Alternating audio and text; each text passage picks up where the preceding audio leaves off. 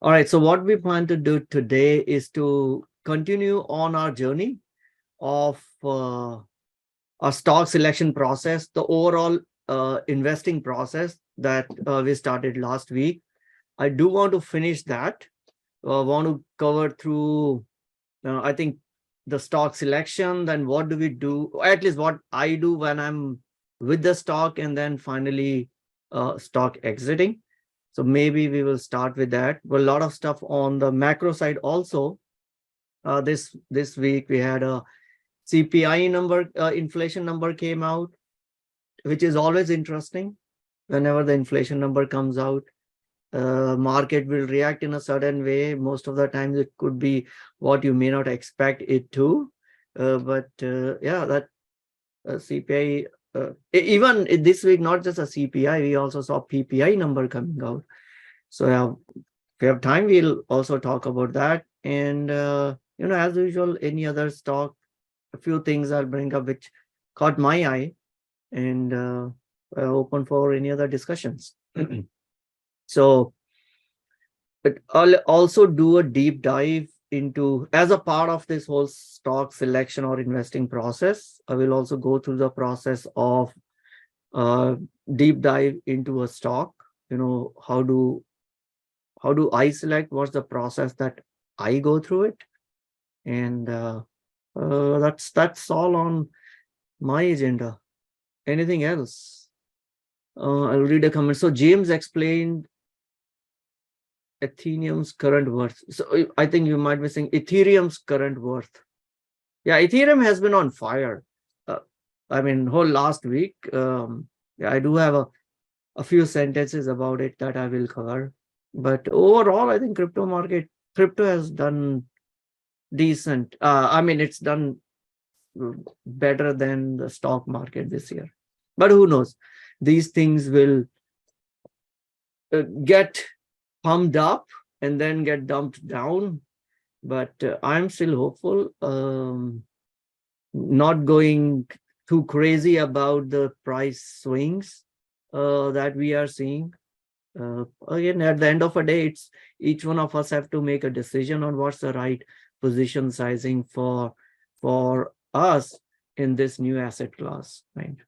So if you remember our last week when we were looking at the various portfolio, probably I'll also do a quick recap of it. So Ethereum, Bitcoin, they all fall in rocket ship, high growth stuff. So,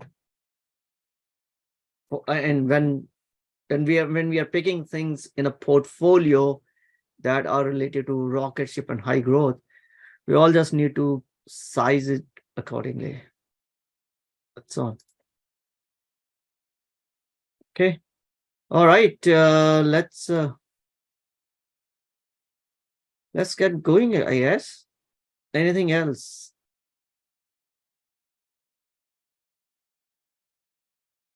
Anything else you want to cover? So what do we go through first? Should we go through macro, or should we continue and finish our investing process? Because I think that's gonna take a little longer. What's the public vote? Macro. All right, I hear one. Okay, say investing process. All right, so let's jump over to that. And then if you have more time, we can always come back to our macro level stuff and what happened or what not. All right, let's go back to, okay. So going back to our investing process, there are a few things that we had covered in our previous session. I have not removed that from a document, just from a, make sure that this has got everything which I go through it. So last week, I want to do a quick recap of what we already discussed. Pre-investing process we talked about. First is make sure your personal finance side is all set, right? Second was preparing for behavior and mental strength so that we can go through and stay invested in the markets, which this will happen again, right? 2000, 2008, 2009, 2015, 2018, then 2020, 2022, and I have 100% confidence this kind of a market will come again. So we talked about how to prep mentally, because this is way more important than anything else. Then we looked at what are we investing for. What's, again, this is each individual has a different goals, different mindset. So figure what are you investing in for. So we went through this. Then we looked at, based on the risk profile, how the same goal could mean to different type of investments. So understand what your risk profile is. Then we looked at a portfolio profile, and this is how generally I would like to construct my portfolio, is have a core part which has got a companies with good fundamentals. So we reviewed through this one, we reviewed the list. Then I want to pick up some growth stocks, right? And these percentages could vary depending on what your risk profile is. This is mine. It's not an investment or financial advice. Don't go and start not drawing your pie charts to see, am I at, like, is my core part 40%? Am I less than 40%? That's not correct. No, that's not the case. You will be able to identify, once you understand yourself more, what these percentages should be, right? Depending your risk profile, depending on your already, what income sources you may have, what are your upcoming expenses, how much do you need to depend on your investments. That will all determine what percentage should go to each one of these. I would like to divide my portfolio into three categories. One is the core, which gives me the strength, which gives the foundation for the portfolio. It's a big shape that it won't run like a speedboat, but yeah, it provides stability to the portfolio. Second is a growth stocks, which is where I will find looking for the stocks that will outperform the market. Third is my rocket ships or future growth companies, which today probably have zero revenue. They have a real possibility to go down to $0. So you have to position size accordingly. So that's all. I think this is what we covered last week. I wanted a quick recap. So before I move forward, anyone have any questions on these? Right, pre-investing process, then finding out why you want to invest, understand yourself as an investor, and then determine, based on your own understanding of what kind of investor you are, what's your portfolio profile should look like. Portfolio profile should always match you as a person. You can't pick Warren Buffett portfolio profile, or you can't follow Howard Marks or Stanley Druckenmiller. All of them are great investors, right? But they may not be great for you if you or if I am not, my profile is not like Warren Buffett, or if my profile is not like Stanley Druckenmiller. Same is the case. There are, you look at Nigerian brothers, they trade in and out on options, made tons of money, great. But if my profile is not like that, that's not what I would construct, my profile, my portfolio based on what Nigerian brother does. Right? So any questions so far? I can put it in the box and move forward. All right, cool. So now we looked at, how I want to build my portfolio. I go to Finviz and do whatever the stock screening tools you may want to use to identify what companies is in your consideration list. Steve, all stocks are correlated, no bond. That would also be, depending on how you want to build your portfolio.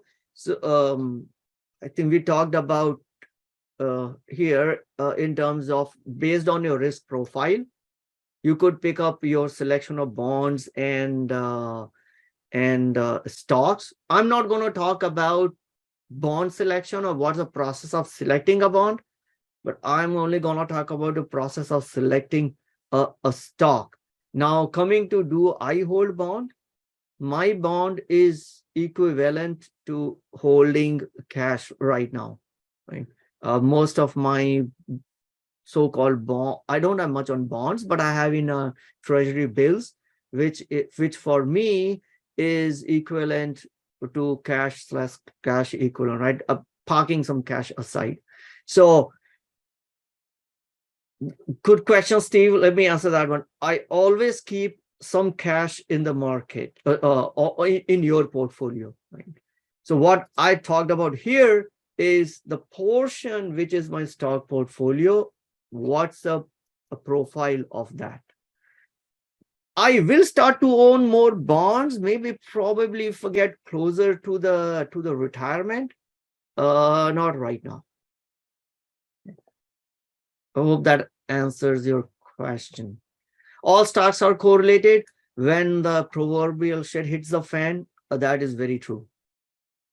In good times, probably you will be able to find uncorrelated stocks. That's where if you go,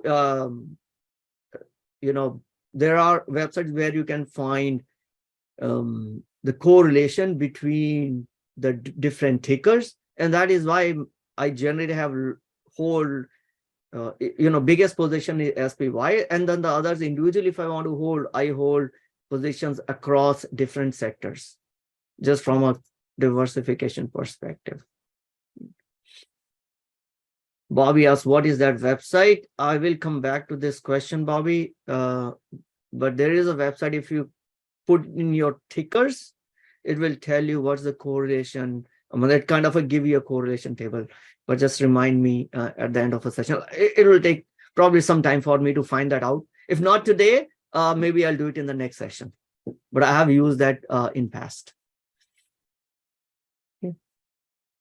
All right. So now today I'm going to talk about the stock. If you want to hold bonds, something that I have not done myself, so I don't know what's the best way to evaluate different bonds. Only thing I know from bonds, bills, and notes perspective is I just want to make sure my duration is correct. Okay. Beyond that, I'm not a fixed instrument investor guy. So wrong person to ask if you want to get very detailed into bonds. Okay. All right. Now, when we're talking about stock, I do want to understand about the stock, about the company. So there are various sources where you can get a lot of information, right? Edgar, which is the SEC database, has got everything that the company has to report as per US SEC regulations, right? So all your annual reports, your quarterly filings, your proxy statement, any other material information that by law company has to report, you can find it in SEC database, generally known as Edgar. So let me bring that up. And where is Edgar? Okay. PDG radar, not haircut. So this is, your Edgar's SEC database. You can search for company filings. This will take another one session on how to make use of Edgar. Let's say we're talking about ASML last week, right? And I can get everything that this company has reported, which is material information for the shareholders. By law, they have to do it. Right? So you can come and look at Edgar and find, all the information that you need around that company. That's one source of information. There are many other sources, right? You can go to company's investor relation page. So if you're going to ASML, the best thing I do is I just go to Google and I say, okay, search for, okay, right, ASML Holdings Investor Relations. It'll take you to, you can do this for any other company. It'll take you to their investor relations page. where you can find annual report, latest financial results, strategy, anything that they want to share with their investors. It will be available on investor relation page. You will also find the links to the SEC reports that they have filed with SEC. All that information will be here, right? So this is like 2022 annual report. You will be able to find 2023, latest financial reports as well. So this is what they filed in 2023, Q4 2022. Looks like maybe their Q1 2023 is yet to come out. So this is another good source to find information about the company. As an investor, go to the investor relation section of that company. Then there are various websites where you can find more information. Many used by retailers is Finviz, right? Last week we looked at Finviz. I used it for screener. Main purpose for me, Finviz serve is this news. I use Finviz a lot more for the news to quickly, glance through the news and see if I really want to dig deeper or not, right? I look at the headlines, and if any of these headlines are I'm interested in, then I'll, tap on it, click on it, and then move into the details. But here also you can find a lot more information about a particular company, right? This one, ASML, you can find some fundamental information, financial information, valuations, numbers, some news around that company. And I think at the bottom, you also have income statement, balance sheet, cash flows. Again, one more resource. Right? And there are plenty of resources. I'm not advocating or suggesting anyone. You be comfortable, start using a few, and then you find out what you are comfortable with, right? Some of them are free, some of them are paid, some of them are free, but then you start to see a lot of pop-up ads. So determine, what doesn't piss you off, what you can stay with for longer time. Similarly, Guru Focus is another one where you can go and find information. They also have, information for last 10 years.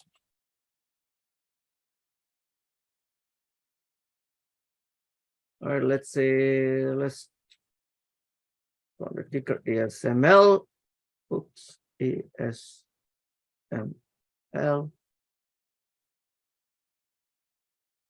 Right. So they have a few more. Guru Focus has some more information. You find stocks, but this is Guru Focus score. But I need to understand how they do the scoring. Again, you can also find out their 30-year financials. You can also find out, who owns these stocks. What are the big stockholders of this company? A lot more thing you can find on Guru Focus, right? But then free, you get some information. If you buy a paid subscription, you get access to a lot more info. Similarly, there are others. I'm not going to go to all. Stratosphere.io. I've been hearing this name. This name comes up often in Twitter with a lot of investors, talking about Stratosphere. I don't know. Is it because the tool is really good or they have aggressive marketing? If you are using Stratosphere, you can tell me. I don't use that, right? Another one is fool.com. Again, they provide a lot of free article around companies, some analysis, etc. Seeking Alpha is another one. Zax. Some people also use Benzinga, right? So net, I want to say there are a lot of sources which are available for you to find information about the stock. You will have to experiment with a few to know what really clicks for you, what really works for you, what really suits your pocket, right? A lot of these, except SEC and companies IR section and Twitter, all of them have a free, a freemium and a premium service. So you have to see if you're okay with freemium, or do you want to pay for the premium? Does it really help you in terms of what's the additional value it provides you if you want to pay for a premium service. So that's something you have to experiment. Other one is your own brokerage firm, right? This is the one which I am guilty of ignoring. But if I go to TD Ameritrade or I go to Fidelities, they have a lot of information about the companies. They have a Morningstar reports about that companies, right? But they say generally most of the investors don't go there, but that it is another place where you can find information about your stock. And Twitter, FinTwit have a lot of information. Take it with a grain of salt, because then you don't know someone who is coming and talking good about the stock on Twitter, what's his motivation behind it, right? So, and like I said, there are a lot more sources available. I don't know, anyone else is using some source which I've not listed here, which you found useful? Maybe we can add it, someone can try it. Any other source that you have found really useful and is not in these? I use E-Trade and Fidelity and their webinars. So I think, I'm not sure. I know both TD Ameritrade and Fidelity, they conduct webinars, but do they have, not on individual stocks, right? I see a lot of webinars around general investing, 401ks, general understanding of options. Yeah, if there are other sources where you can find good webinars, how could I not do this? The another one is YouTube, right? Go and search on a YouTube, give a ticker symbol, and you'll find 20 different YouTubers talking about that company. Only issue is on a YouTube is you really need to know who to follow on the YouTube or who to believe on YouTube. There are YouTubers will come and go depending on the season or what the market is doing. So I've seen many YouTubers who are very active in 2020 have just disappeared, right? Again, their profile may be suited for only when the markets go up. I don't want to follow them because markets will not always go up. So I want to follow those who have been around for long and know how to survive in any kind of a market, right? Okay, so let's say you found all these things, you figure out what's the source of information that works best for you. I have tried a few and then so far I think I figured out what works best for me. And then for a few I paid subscription, use it for a year, didn't renew it. Then I found new to which I subscribed, and eventually I think we'll find a sweet spot and figure out what's the tool set that we need to have in place. All right, so once I know where to find information, and we generally use multiple sources of information, what do we want to read, right? How do we get the information about the stock? If it's a brand new stock, I want to understand about the stock. I want to understand about the company. Okay. So I should rather talk more about when I say what to read, I want to read about the company, their company business, right? Stock, not that much. So first thing I want to look for is an investor presentation, right? So this is different from the earnings presentation.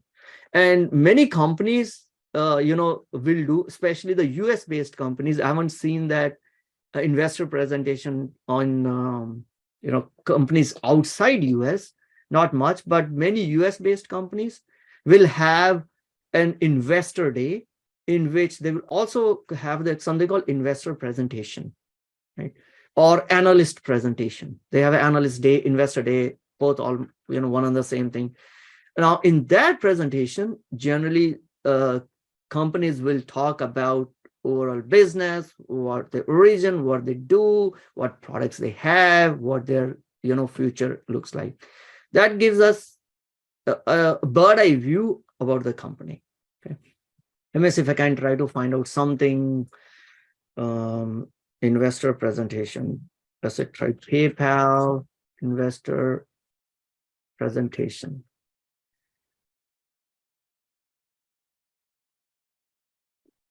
PayPal investor day.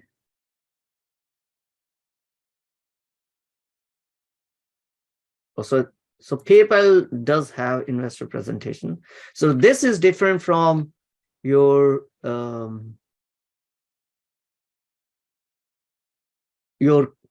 earnings presentation or annual report, etc. This is more to understand what PayPal does overall as a business, right? Of course, it will also have some financial information. I'll come to that, but first I want to understand overall what this company does, right? So if they have an investor presentation, that's a good source. If I can't find one, then I'll go to annual report or quarterly earnings report, try to find information about the company, right? Don't have, you can also go to company website, scroll through the website. On the website, they'll have all information, what products they have, what solutions they have, right? But then that's a lot more work. If I can get investor presentation, annual report also will have it. If it's a new company, when I say new company, means a company new to the public market, the best source will be the S1 document, right? But I won't go to S1 document, let's say for PayPal. PayPal has been around for years, more than a decade. So I don't want to go and look for a PayPal, right? But if it is a company which is, say, Lucid Air, or Lucid Air didn't go through S1, they went through SPAC. Pick any other company that went out, in the market recently. Let's say, I don't know if Palantir wasn't S1. Palantir was not SPAC. I think they went through direct listing. So in those cases, I will go and pick up their S1 document and go through the S1 document, right? So read about these, figure these things out, and so that we can find information about the company. Now, what kind of information am I looking about the company? So this is what I'll start with. Now we'll start with, let's say, ASML. ASML came into our criteria of when we filtered and did a screening for our core portfolio, right? One of the companies that we looked at was ASML. So now how do I want to pick up and start understanding ASML as a company, right? I want to go and look at what their mission statement is, what their vision is, get information around that, understand what that company does, right? So what does ASML do? It makes lithography systems for semiconductor industry, right? If I am from a semiconductor industry, that's all I need to know. But if I'm not from a semiconductor industry, I don't know what this is mumbo jumbo for me. And I am actually not from a semiconductor industry. My day job is not in semiconductor, right? So I want to dig deeper to understand what does this really means? What's a semiconductor, need in the market? So for now, I'm assuming I'm a newbie, right? Just trying to understand this company. I want to not understand just this company. I also want to understand what's the overall big picture when it comes to the business in which this company operates, right? A company can never be bigger than the total market that it operates in. So we need to understand, is the total market really big enough, right? If I'm trying to, invest in this stock, and I generally don't invest it for next 1 month, 5 months, 6 months, right? I want to invest in minimum 5 years. So is the market big enough that the company will continue to grow? So we want to look at from that perspective also. So what does ASML does? It makes lithography systems, right? It makes advanced semiconductor photolithography systems, and we'll understand a little more on what does this photolithography actually means, right? There are only a handful of these companies which make this. Nikon is another one, Canon is another one, but they are all dwarfed in terms of technology and market share by ASML. This company has more than 60% market share by the number of unit volume, means how many machines have you shipped? That's the unit volume. But it sells a lot more expensive stuff, so its revenue is more than 85%. So among top 3, which is ASML, Canon, and Nikon, ASML has 85% revenue shares of photolithographic machines, right? And it is the only company in the world which makes extreme ultraviolet systems, EUV lithography machines, right?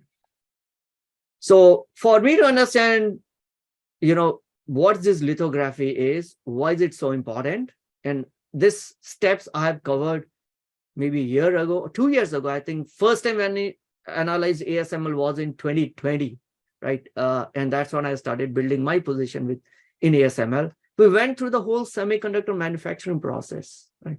Or rather, we actually took a step back. We went through the whole value chain of semiconductor, right? Some of the steps are not in this, which is your design. There are companies who do the designing software, etc. ASML is not related to it, so I am not going to talk about the overall value chain, but I'm only going to focus on the process in which ASML is involved, right? So important for me to understand, hey, how does this whole semiconductor manufacturing process works, right? If you're from semiconductor industry, this might be very rudimentary, might be too, at a 20,000 feet level. For me, this was kind of an eye opener, right? And the reason why actually I spend this time in trying to understand business, trying to understand process is, if I understand the process and if I know the strength of the company in the overall process, then when these down markets come across, you don't panic. So I look at this, how the overall semiconductor works, right? Is it the process which can be replicated quickly by others, right?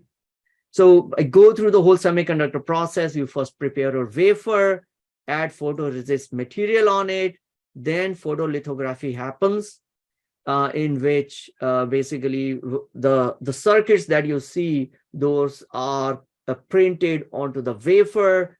Then the etching happens, in which the unwanted material is being taken out.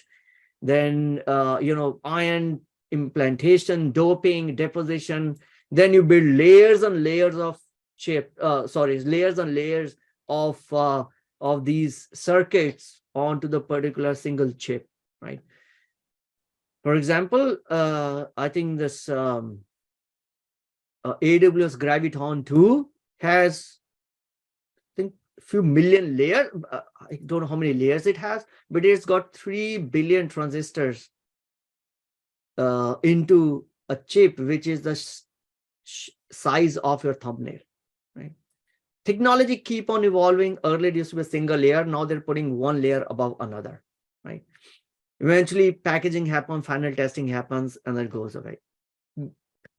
Not that you have to go into that deep. You really want to, I don't really want to go into, okay, what happens in packaging, who does it and whatnot. Right now I'm focused on ASML. So I do want to understand a little bit more on this process where the ASML is involved, because ASML makes photolithography machines, right? So I'm going to dig deeper into photolithography a little more. Then I want to look at business environment, right? How big is this semiconductor, is this chip market is? Is it going to grow? Is it going to shrink? Have we already reached the maturity of this overall market? Is this an attractive market? So we'll go through this. I did look at, I think I picked this from ASML's website itself. Whenever we did the whole analysis, in terms of, the growth or the need of chips in future. I'm not going to go through all of that. Summary is, we will continue to need chips. Okay. Then look at what are the products that this company has. Now, ASML has got multiple lithography machines, EUV, DUV, computational lithography, blah, blah, blah. Now, remember, we earlier talked about that they are the only company that does EUV. So I also want you to understand why doing this EUV is so complicated. Why is it that no other company can come and do the same thing which ASML is doing?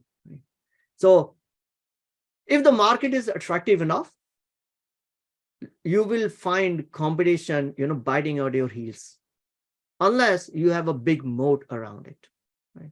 So then you understand, okay, when you're trying to do EUV, it's extremely, extremely difficult. Again, I'm not going to go through the whole details of it. You can find a lot more information around it, but it's like bending the laws of physics. One EUV machine has more than 100,000 parts. It costs more than your Boeing jet costs anywhere between 200 to 400 million dollars. Just one single machine shipped in 40 different containers. And ASML is the only company that can make that machine. Now, why do we will need this machine? I mean, $400 million. Why would someone buy that machines? Because these are the machines which are needed, which are must have if you want to create chips which are smaller and smaller, right? Which we are seeing. We are seeing as the size of the devices is shrinking, so is the size of the chips that go inside it, right? Now, to develop a 7 nanometer chips, Intel is not doing it yet. Intel is still stuck at 10.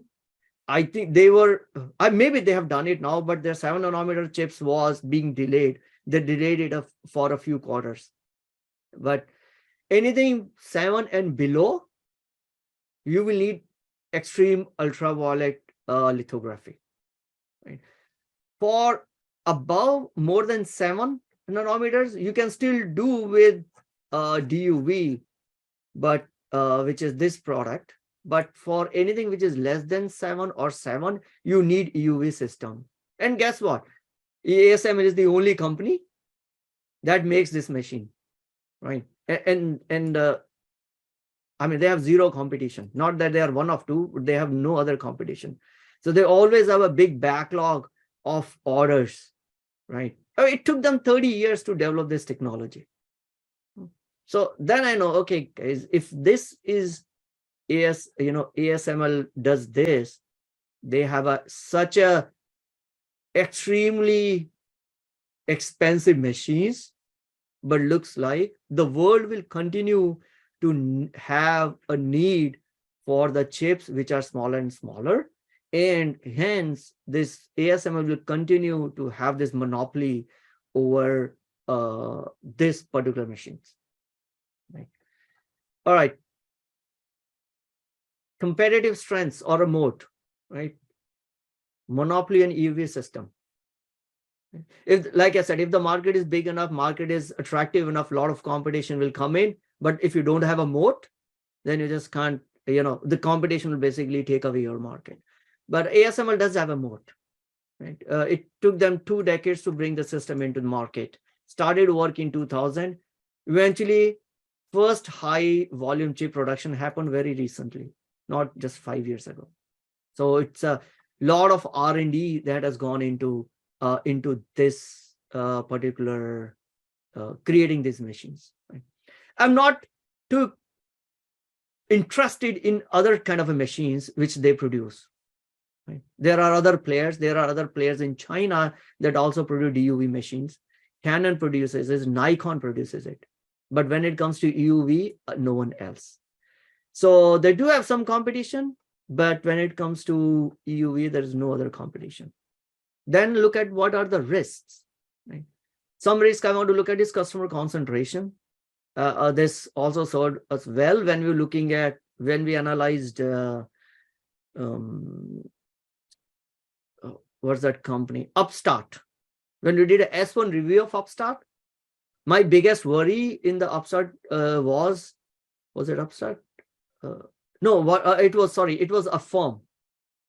My biggest worry when I looked at a firm was the customer concentration. Peloton was the biggest customer for a firm, and when Peloton fortunes dwindle, we also saw what happened to a firm. Right? So always want to look at customer concentration. Now, in case of ASML, there were 2 big customers, which TSMC and basically it's Samsung, because those are the 2 big fabricators. Those are company chip fabricators in the world. They account for 66% of revenue. Right? Now, this is where our own I think individual understanding will come in. If it was a company like a firm upstart, I'll be freaking about this. But when it comes to ASML or this particular industry, I'm still okay. I had to know how much is the revenue coming from them, but I'm not too concerned about it because there are not many chip manufacturers, there are not many fabrication plants anyway. It's not that you got 100 chip fabricators and out of that, 2 of them constitute 66% of our revenue. Right? You can count the big chip, fab companies on your hands. Right? TSMC is the biggest one. Samsung is the second one. Global Foundries is there. Intel is there. There are other, I think, couple of companies in South Korean, Hynix, I think they, Hynix or SK, there's another one. Then there are a couple of companies in China who does it, right? So say 20, then I'm not too concerned about it. Right? And the fact that these customers won't have any other option because they can't go to anyone else anyway. So not a big worry for me. The other one was, what if business decide to pick cheaper way to manufacture, right? Even if it is not an optimal way. Right? Hey, I don't want a 7 nanometer. Maybe I will continue to use 10 nanometer chips and retrofit my PCs, retrofit my mobile or my cell phones or wherever these chips go to work with 10 nanometers or 9 nanometers. Right? It's a risk. I don't think that big or material enough. Right? And again, look at some of the risks. Then I also want to look at the management. Right? Few things which I want to look at management is also what's the overall shareholding of that management is. How long has that, CEO, CFO, CTOs have been around? Basically, C-suite, don't need to go beyond that.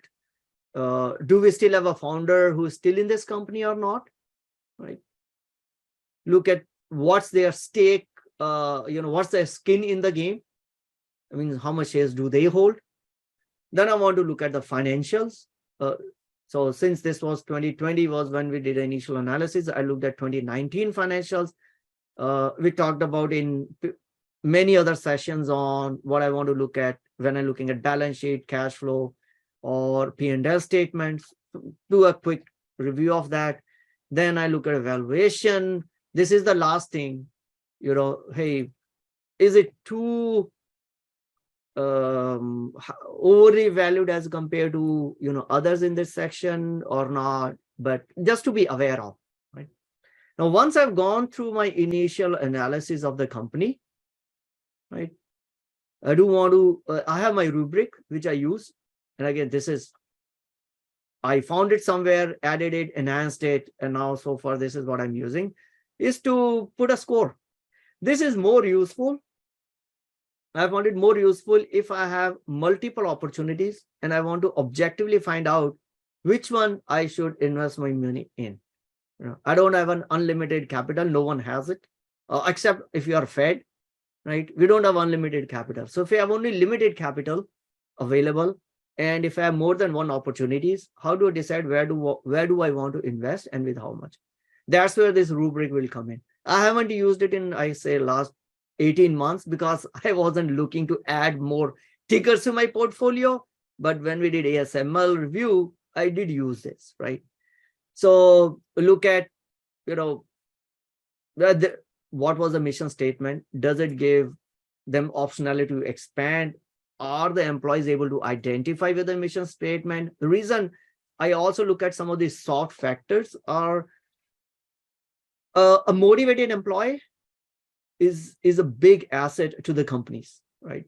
And if the company's mission does motivate it, if you can identify with it, if you know that, and also if it gives them more opportunity to expand, if they can rally the whole organization to have one specific focus on their mission, that's really work out well in long term, right? So then I look at another rubric I look at is from when I talk about moat, right? So different kind of, when you look at the moat, there are various things you look in a moat. What's the network effect, right? Companies like Facebook will have a huge score on this one, right? What is the switching cost, right? Will your customer be easily able to switch from you or not? Do you have a durable cost advantage, right? And these, go on Google for it. What are the things that determine a moat? You'll find out this information, right? Does it have intangibles, brand value? Can it, do some trade secrets? Do they have some patents, right? That give them a moat that no one will be able to copy. Moat, is the moat narrowing? Is it moat is widening, or is it stable? Right? Great, you had a moat, but let's say companies like biotech companies, when they come up with their first drug, yeah, they do have a moat, but then 20 years later, the patents start to expire. You will start to see biosimilars coming into the market. So then your moat is started to narrow down. Then you won't have the same score for their moat of what you had it with to begin with, right? Is it a top dog? Is it an industry disruptor? Then I will look at score for optionality, right? Remember, I'm looking at this company not for 1 year, a few months. I want to hold it in my portfolio for way longer. So can they expand within their industry, or can it become like an Amazon where they can find a lot of optionality outside of the industry that it started on? Amazon started as to sell books, right? But now they do a lot of other stuff, right? So Amazon is one company which came up with a lot of optionalities. Google is another one. Look at the financial health. This is where analyzing or looking at your financial statement helps. Does it have enough cash? How much long-term debt does it have? What's the gross margins?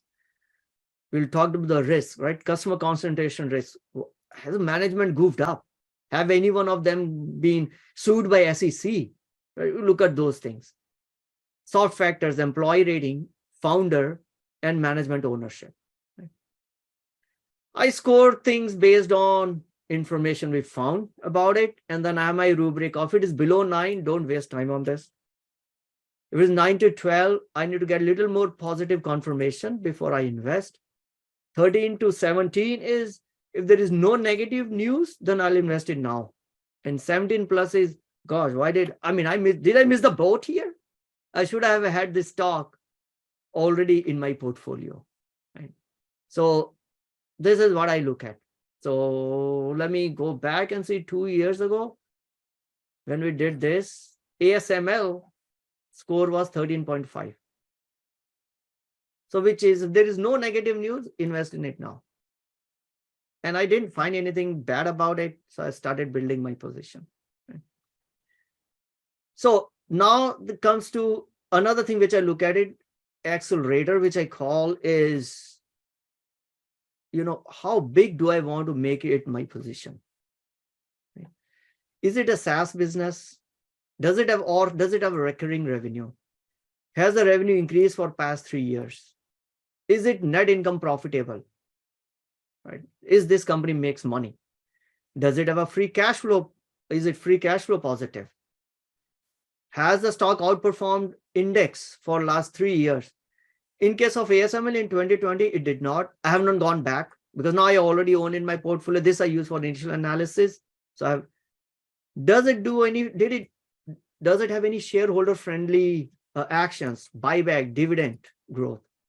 2020 did not, but now I know that they actually started buying back. They started buying back in 2021 or 2022.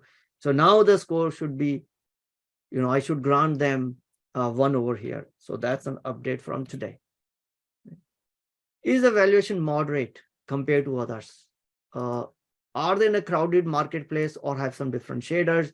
Have they built a good ecosystem, customer quality? Do they have good customers or not? Right. Based on that, I will determine how quickly I want to build my position. Right. Go all in. I never go all in. Even if God comes and says, invest in me, I won't go all in God. But it tells me, hey, if it is less than 5 score, I want to keep it max 1% of my portfolio. If it is more than that, I will keep up to 3 to 4% is what I will invest in. Now the position could grow to become much bigger than what I invest in, right? So this is how much I'm going to invest my capital into this particular company. All right. So I spoke a lot around the stock selection, stock review process. Let's see if you have any questions. All right, I'll switch back to this document. Any questions on stock? And again, I do this for companies that I'm not familiar with. Some of the companies which I outright know, hey, those are some great companies. Like for Apple, I haven't done this. Apple has been around for decades, right?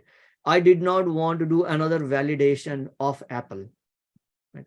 For Apple, I have not done this. For Microsoft, I have not done this. Did I do it for a firm? Yes, I did it. Right? Did I do it for some other companies that I hold in my portfolio? Yes, I did. The companies that are not very well known, not very widely followed, ASML was one of them. No questions? Continue to move forward.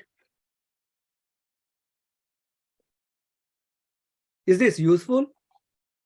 I mean, you may have your own different way of analyzing a company.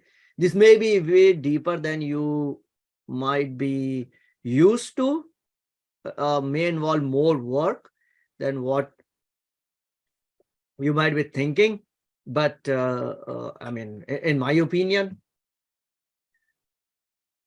everything that is worth and need more work. Right. Cool. All right. So yeah, I figured out ASML. I found, okay, it's good. I do want to invest in it. And then I take up a position, right? And now what do? Now I've married the stock.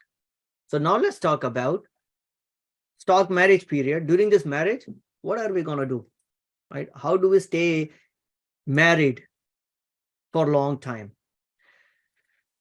Like it or not, there will be periods of exuberance and period of desperation.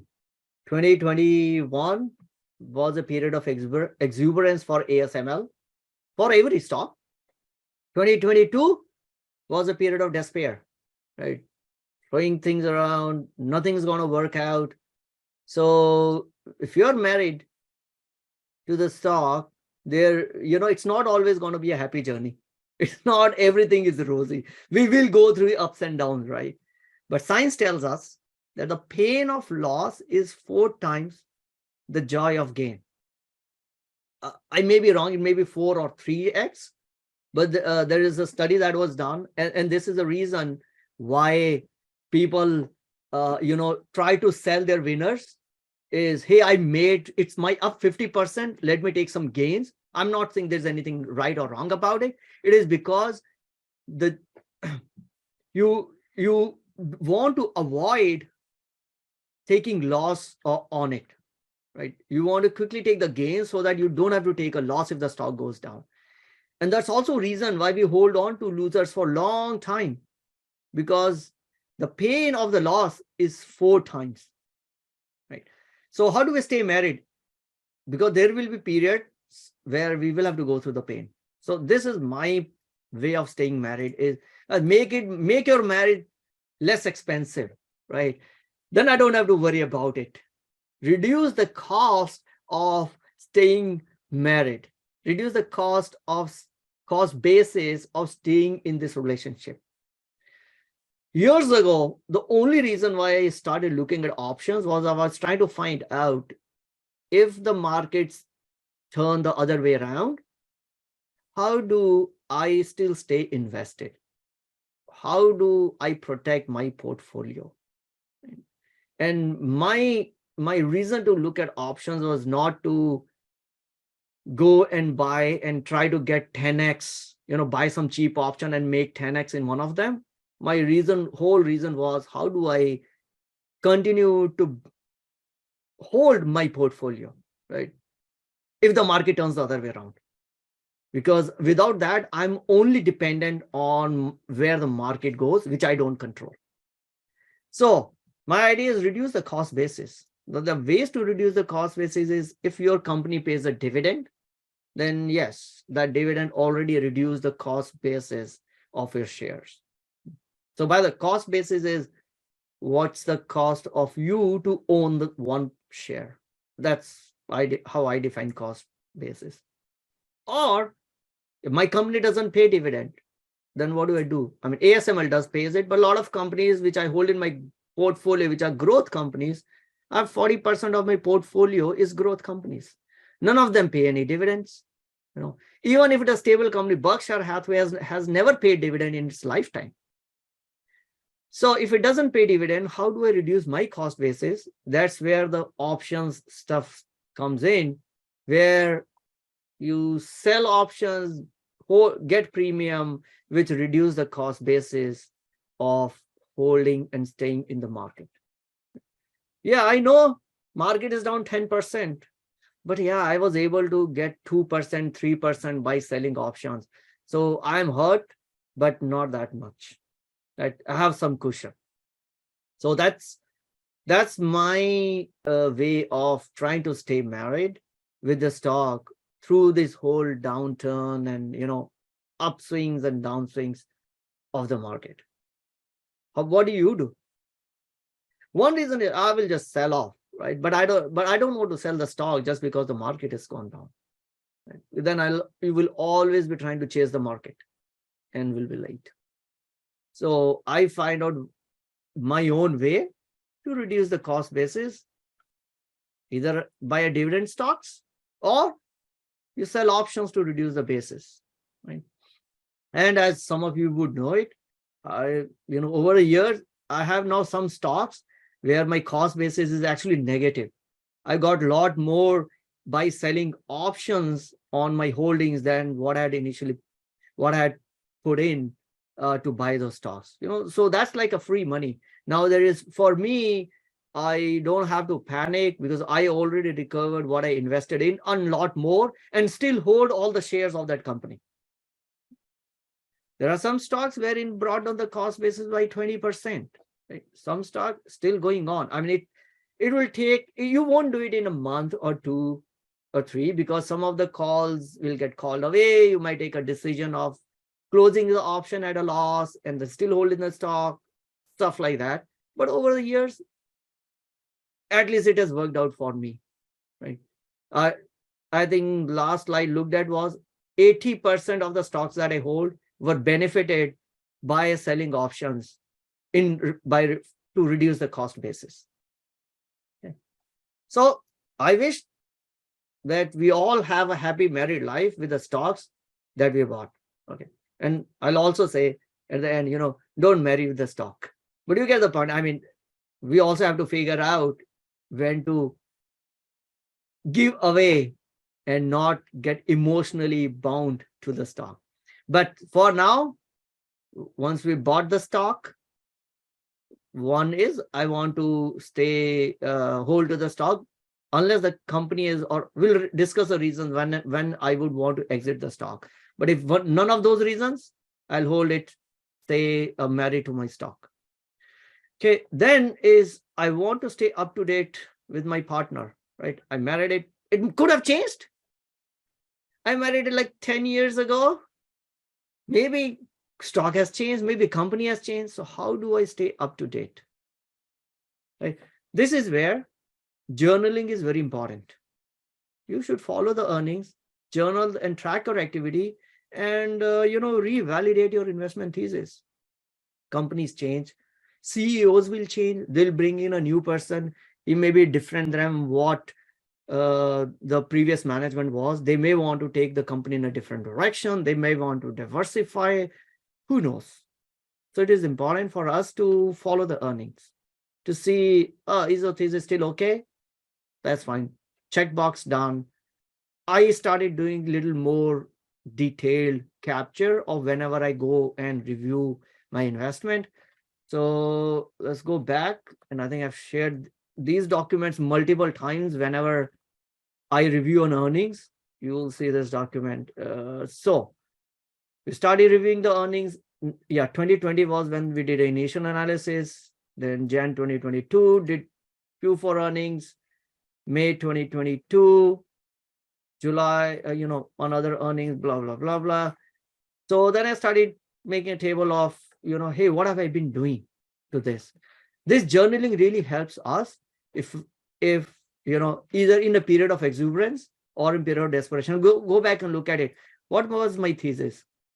Why did I invest in it? And what have I been doing in the history when these kind of situations has started, right? And then very recently, I also started tracking my cost basis in the same journal, right? So last I did was on 125. I was still bullish. And I'm like, okay, what I'm going to do? Yeah, this is what I'm going to do. So journaling always help for us to know what's happening with the stock. Number two, it also help us not to take a very abrupt or irrational decision, right? If you didn't take this decision 6 months ago when we had exactly the same situation, why am I today? I'm trying to, if nothing from an information perspective has changed, is it just my emotions that are coming forward? Is it my ego that is asking me to, get rid of the stock or maybe buy a lot more stock? Who knows? Sometimes suddenly I see a stock that is, what do you call it? Like we have a revenge purchase. I see I wanted to buy a stock. It moved up. I'm like, gosh, I miss it? No, I just don't want to. I want to go and load up the truck. So having a journal will help you, or having a journal helps me in trying to avoid those irrational, abrupt decisions, right? And this is, I go back and forth through this as long as married. Keep on reducing the cost basis and keep on analyzing company after every earning. Not all companies I'll be able to do after every earning, depending on how many stocks you hold in portfolio. For some companies, I maybe do it once in a year. If it is a very small portion of my portfolio, if it goes to zero, I don't really care. I probably may not be doing it every quarter, right? I try to do it because this is fun for me. But if it is not fun for you, you might just say, I want to do it only for companies A, I will do it only for once in a year. Companies B, once in 6 months. Company C, in which I have a lot more invested in, I may want to do it maybe every quarter. You determine what works for you. And this is how my process of staying married with the stock, with the hope that this company will continue to do. We'll have a very happy married life, and eventually I'll be able to pass this stock on to my heirs, to my philanthropy, to charity, whatever you want to do with your wealth after you pass on, right? Of course, enjoy it, and then, but whatever is left out, do whatever you do. And I hope the companies I buy will stay with me as long as I am on planet Earth. But things always don't go that way. Neither do normal marriages nor the stock marriages. So there are reasons. There could be times when I may want to divorce a stock, right? I want to go through some of the reasons. I know many of you ask, when do I sell it? My answer is, I hope I never sell it. But then there may be reasons, and then you will find those reasons if you stay up to date with the stock or / your partner. That is why it is important. So there could be reasons to divorce. One is my original thesis got busted. I thought I'm marrying her. She's a millionaire. Then I realized she was a fraud. She's actually a pauper. My thesis was to marry a rich millionaire, billionaire. It didn't work out, right? I misread the whole business. Say if I had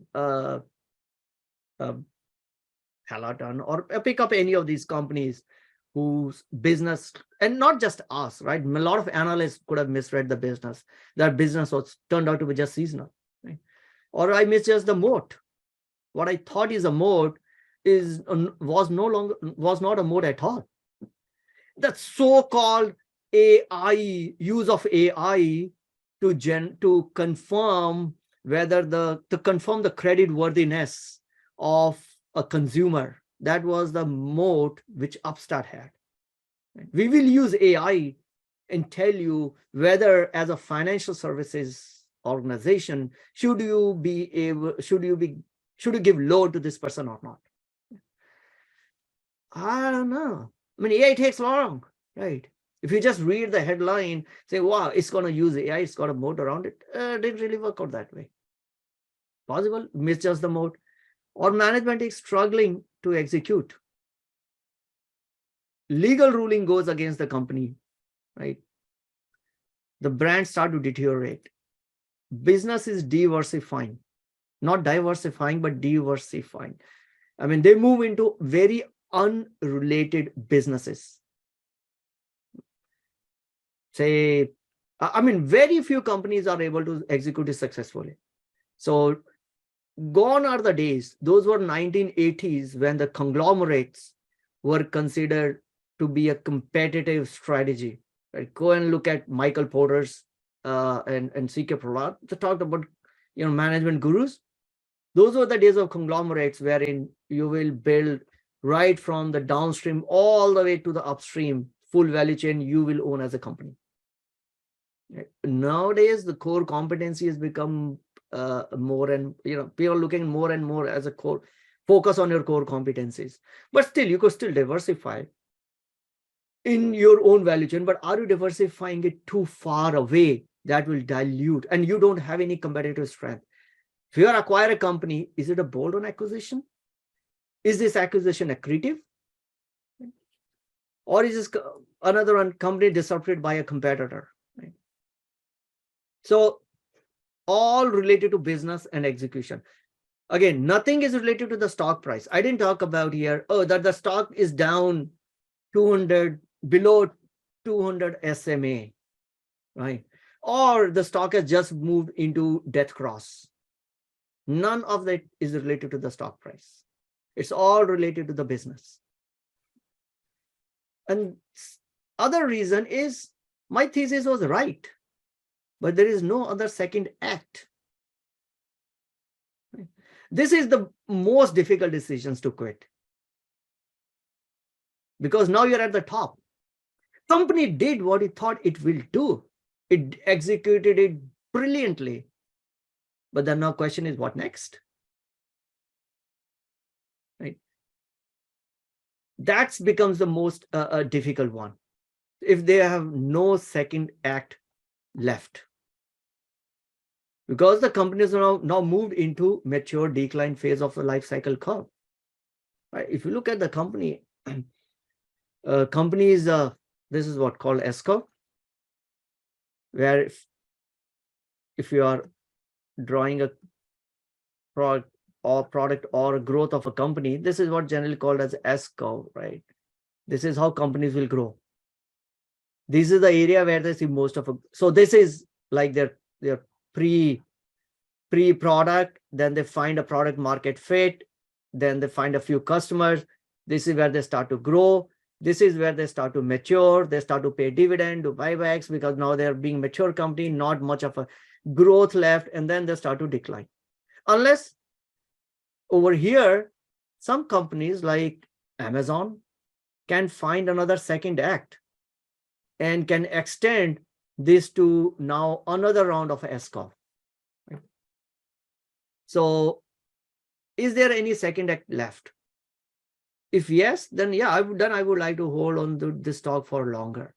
But if there's no second act left, then there may be a reason that I might want to say, you know what, if it is not paying dividend and it is not growing also, then I don't want to hold in my portfolio. Right? So IBM and Dell ran into the similar phase, right?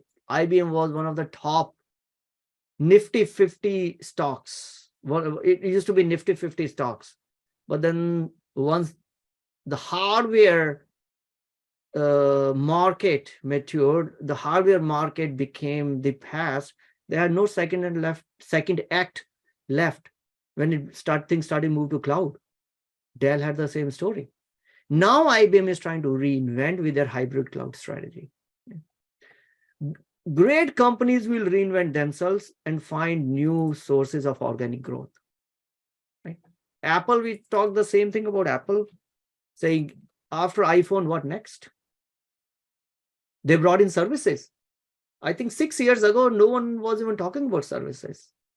Now services brings tens of billions of dollars. Amazon, the new stuff that we found was advertising. I think was it recent quarterly results or prior? It was not a surprise for me, but it was a surprise for a lot of investors that the advertising revenue of Amazon became really big. But we already talked about that Amazon is looking at advertising as a new source of revenue. Google, YouTube. I think it's only in 2019 that they started to report YouTube separately because it became much bigger. YouTube generates more revenue than Netflix. We don't talk, when we talk about streaming giants, Netflix, Disney. YouTube does not, right? But YouTube, Google, from a search, they got another one. I'm not saying that Google is right now a declining business, but they find multiple sources of organic growth. Microsoft had almost lost relevance and then came onto cloud.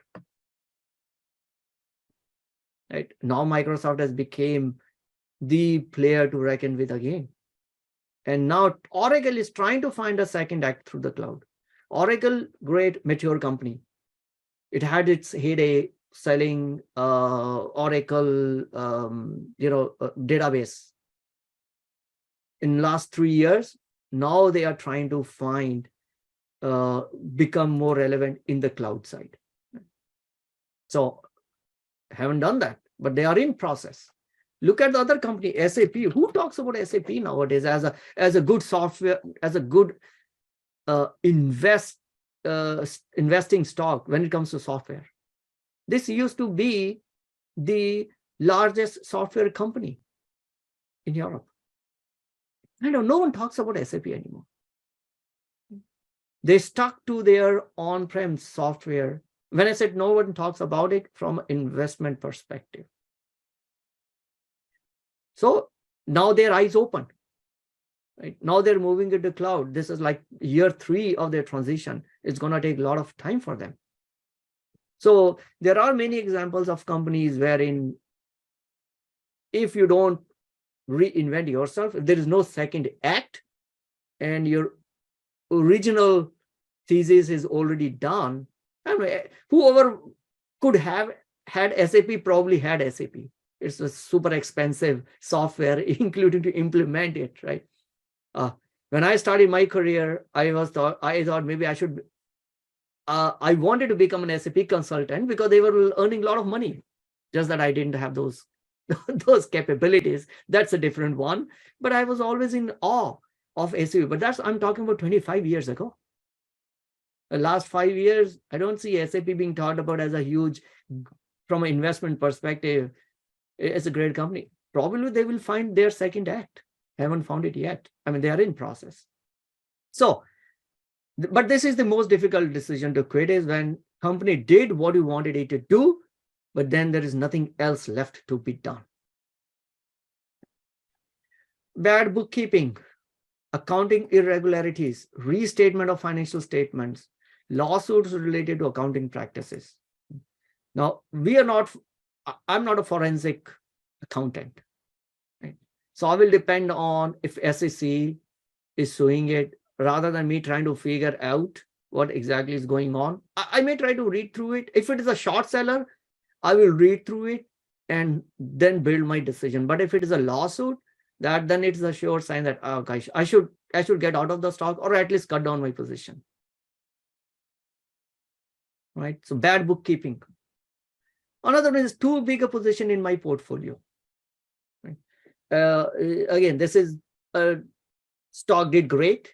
It did what you wanted it to do, but it became too big a part of your portfolio.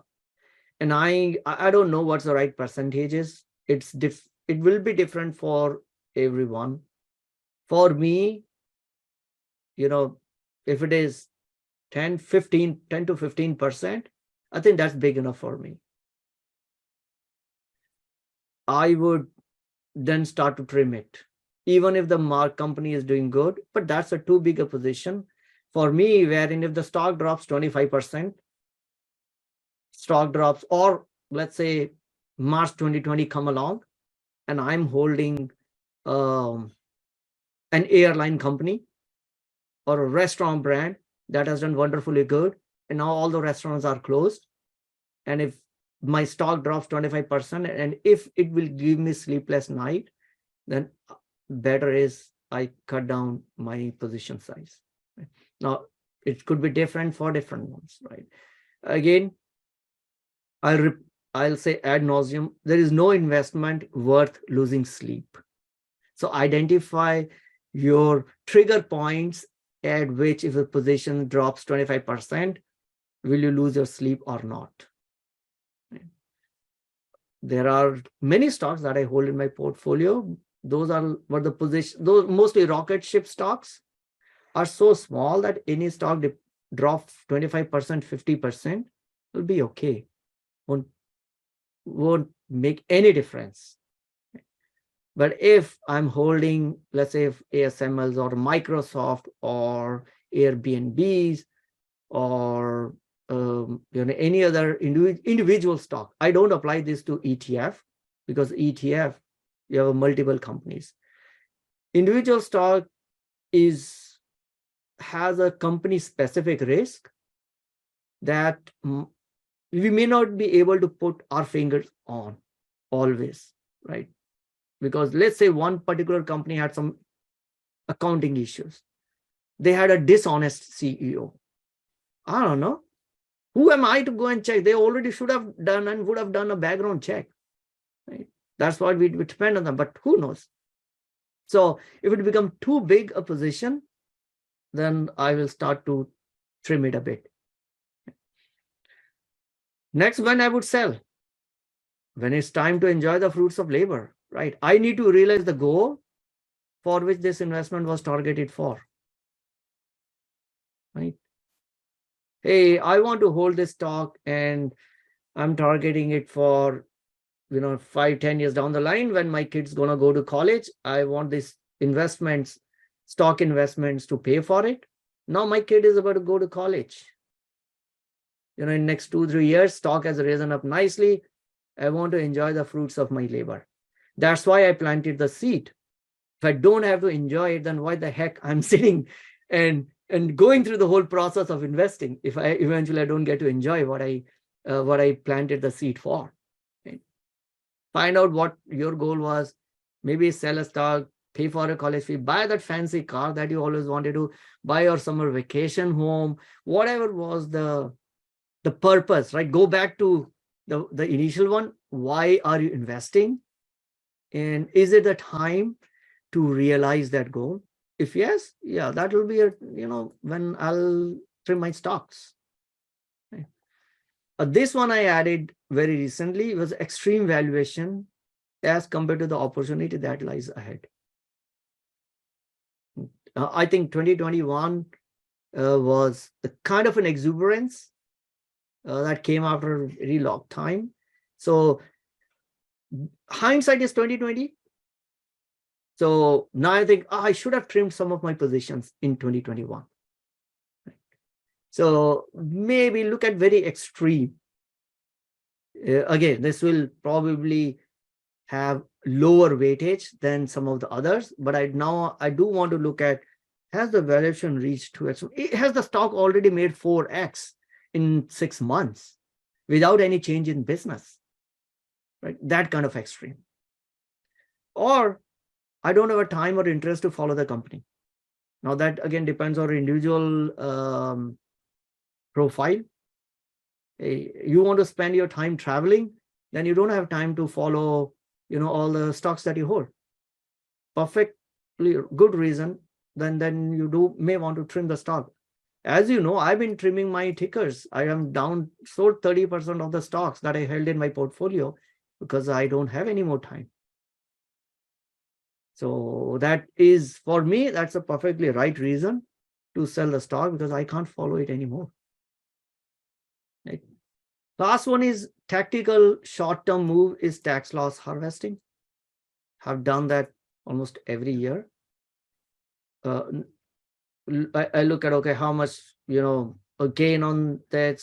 Can I reduce my taxable gain? Are there some stocks that are down, which I still want to hold in a long term, but they are down, let's say this year, and I'll sell it, maybe buy it back. So that's a very tactical short-term move is your tax loss harvesting. So these are some of the reasons why I would, divorce the stock. And none of them have that the stock is down 10% from where it was last month, or it is up 10% from where it was last week, or hey, this week the market is weak. But a lot more other things that go into making a decision for me if I want to sell a stock or not. Some would be very, I think maybe one other reason which I didn't mention is my call options, covered call, get called away. But again, this is tactical, short term, because if I still like the stock and covered call, if it gets called away, I didn't manage it, forgot to manage it, whatever reason, got an early assignment, I'm gonna do a short put against that stock at that strike price and try to buy it again and then go through the cycle, right?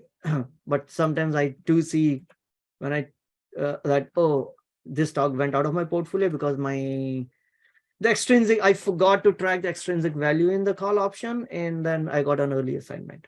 Happens once in a while, right? But that's not my reason to sell stock. Then I will go back and try to acquire it, go through the wheel, option wheel again. But so yeah, so these are some of my reasons.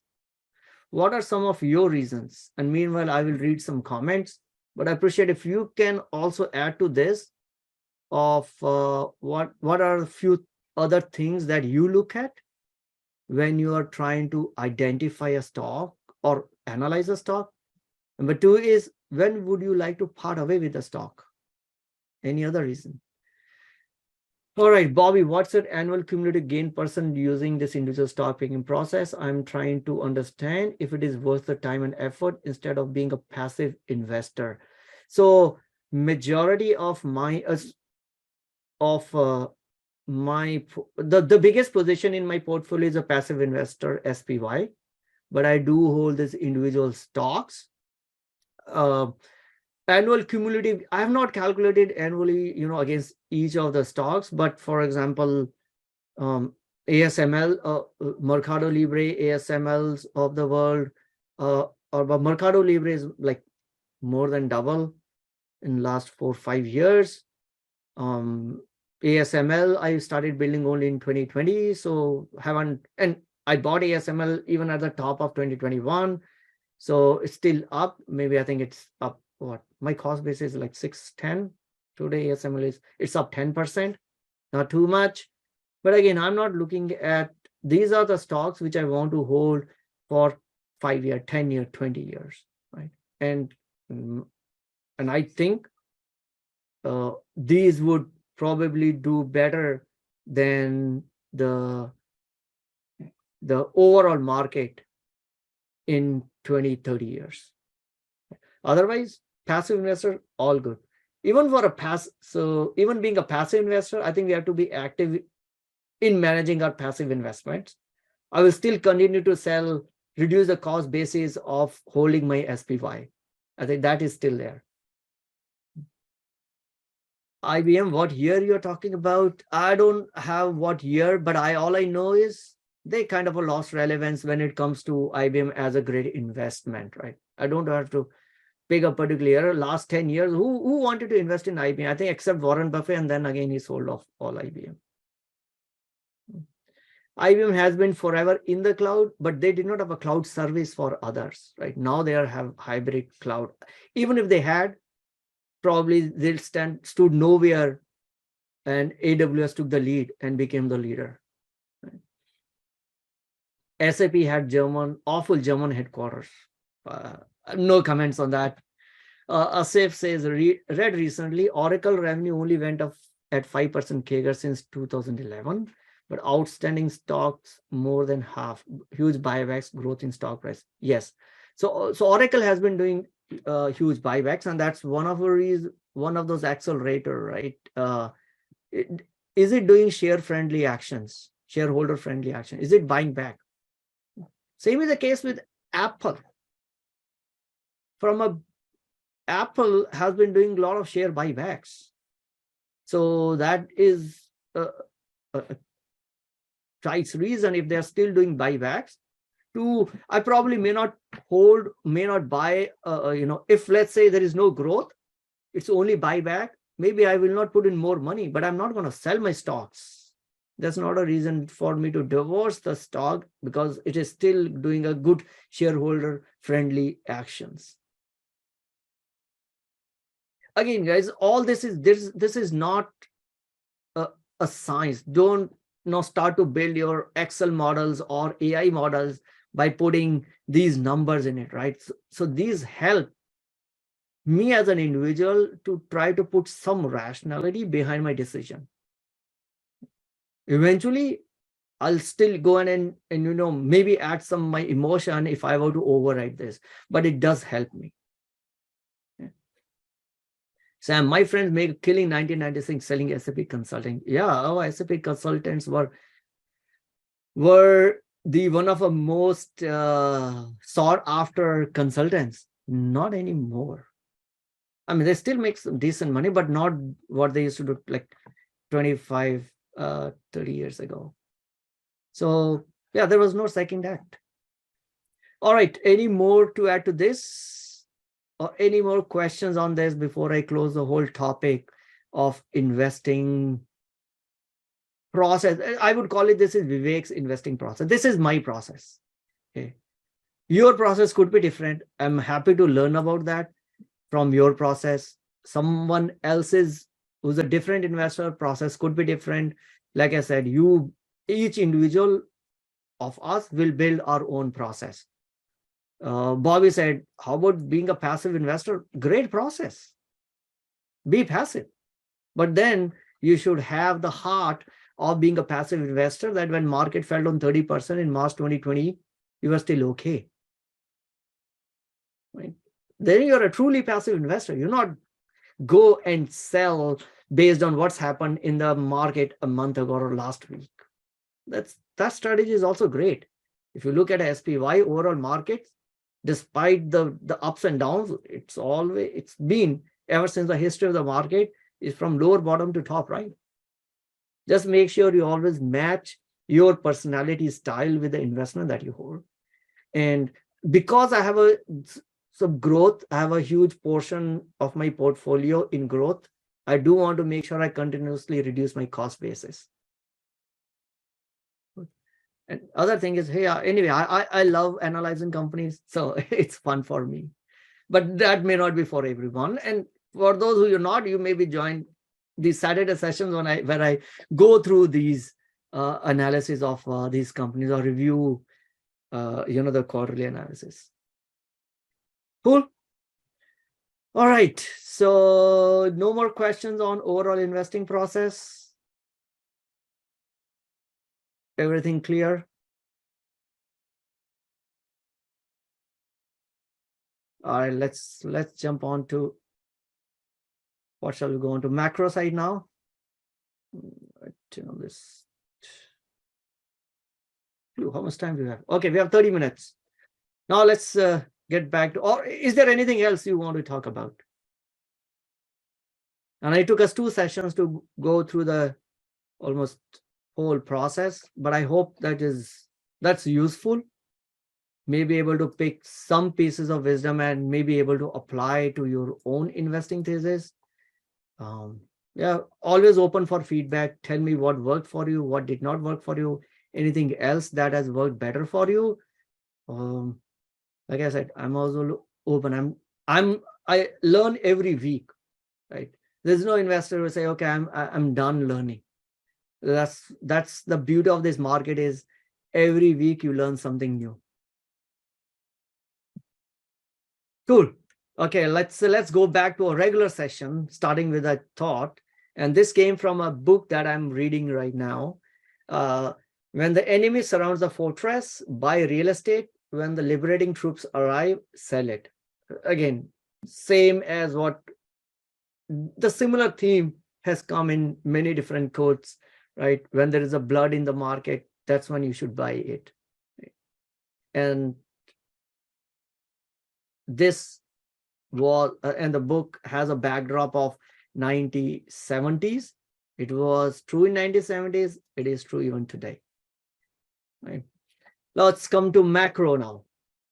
This week was a big week from a macro perspective. We had a CPI print came in for March. It was 5% up year over year. Expected was 5.2%. So everything, oh, inflation is coming down. Everything is fine.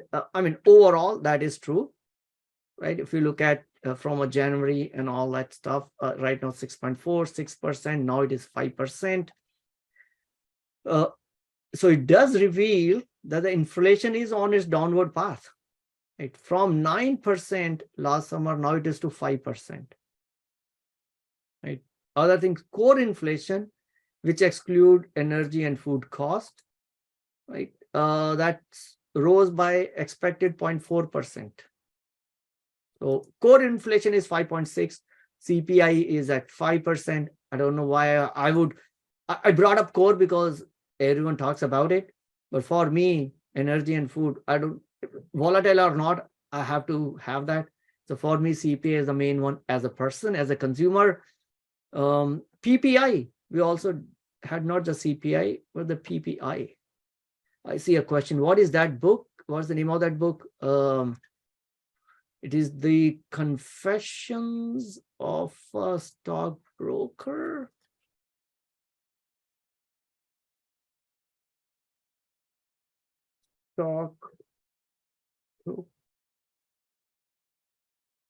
This one. Confessions of a Stockbroker. This is what I'm reading right now. I finished that the previous book that I'd shared, in which Mr. John Wood, who was a Microsoft executive, which was like leaving Microsoft to change the world. I finished that, and now I started this one. Maybe we should have a book review session for all that matter. Okay, going back to this. Yeah, so this is the book that I'm reading right now. PPI, not just we had a CPI, we also had a PPI. PPI, generally, I consider it as a leading indicator. A PPI is producer price index, means if I'm a manufacturing company, as a purchasing manager, I will tell, like, did the item cost me 4% higher, 5% higher as compared to last year? Because I'm a manufacturing company, I'm a producer. So producers price index tells us how much was it more costly for producers to buy the raw material.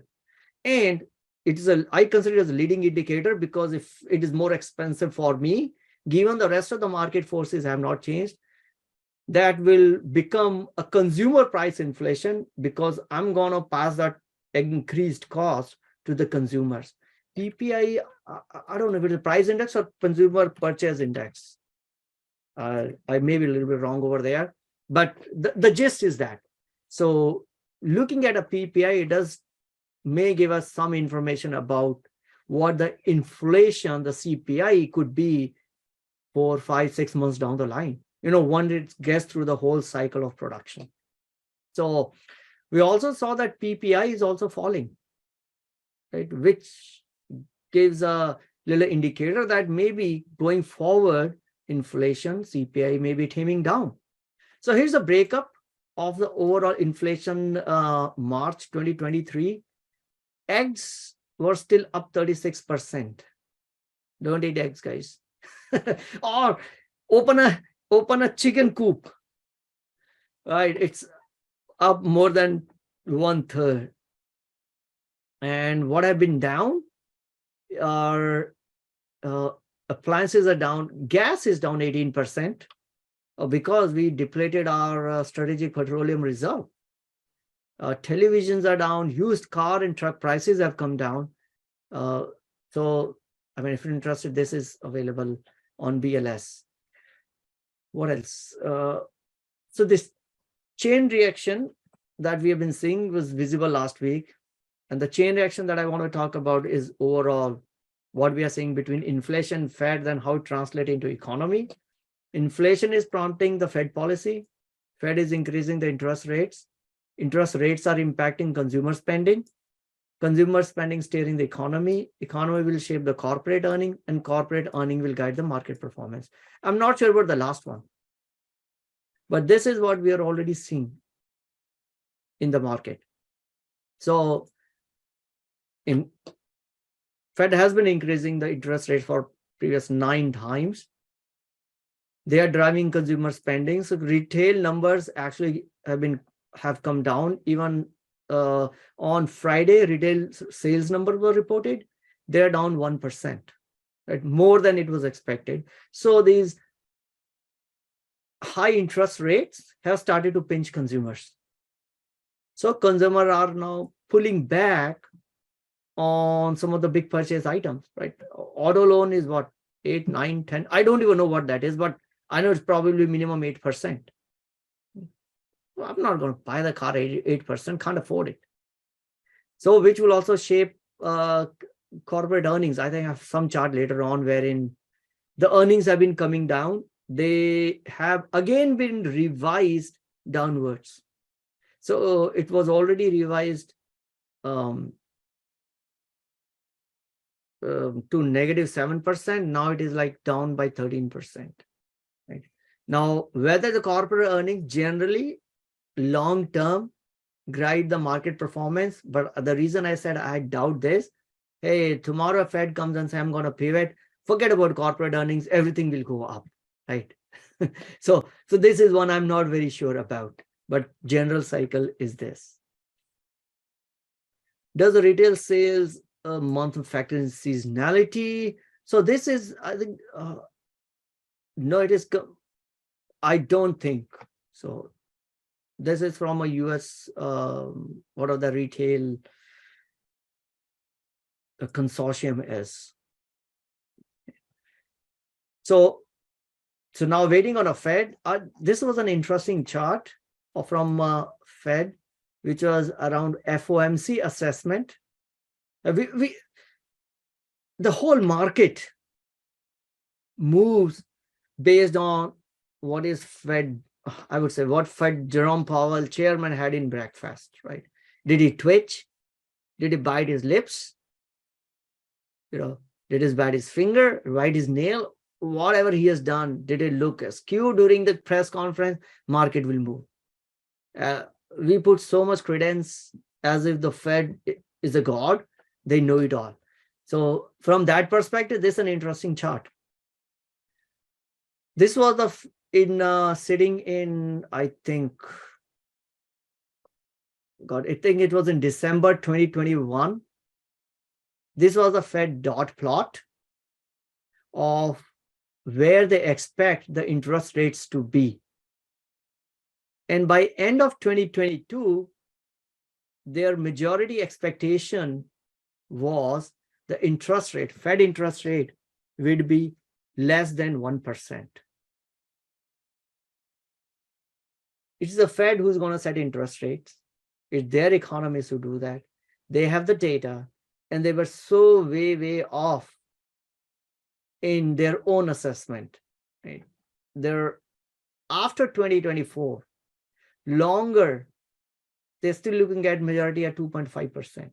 And here we are sitting, we are already what, 4.75 or 4.65. So take with a pinch of salt.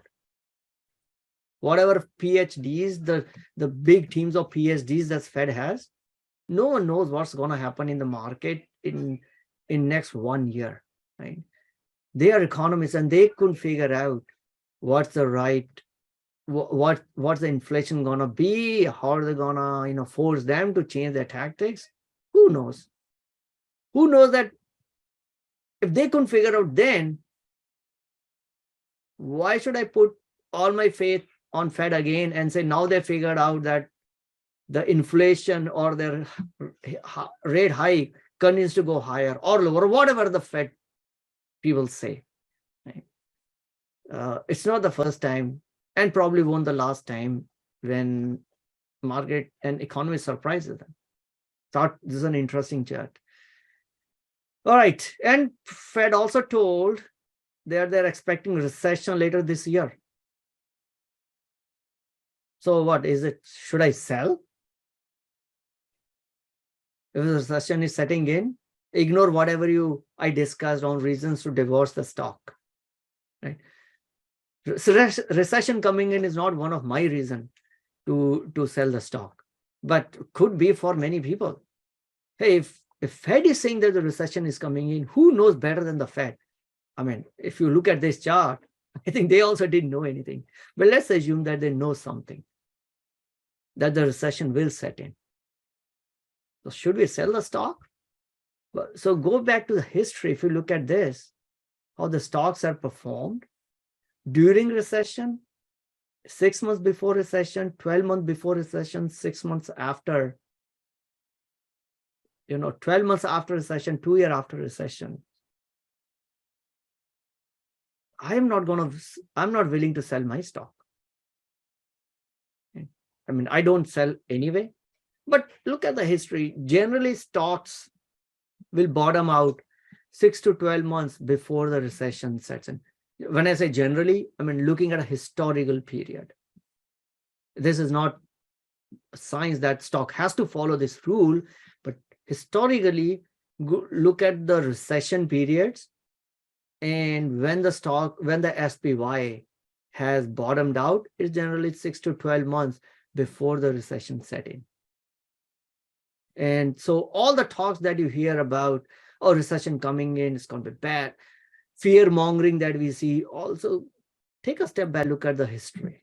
We learn a lot more from history in terms of what's going to happen in future, in stock market especially, what's going to happen in future. To know what's going to happen in future, go back and look at the history. Yeah. And there's one famous quote, I forgot who said it, but I really love that. That was, to someone who is not, again, it relates to the capital market, stock market. To someone who has not studied history of the market, everything is unprecedented. Isn't that amazing? Everything is unprecedented because you've not studied the history of the markets. There's nothing new. Recessions have happened many times before. It's not the first time. So go back and look at the data.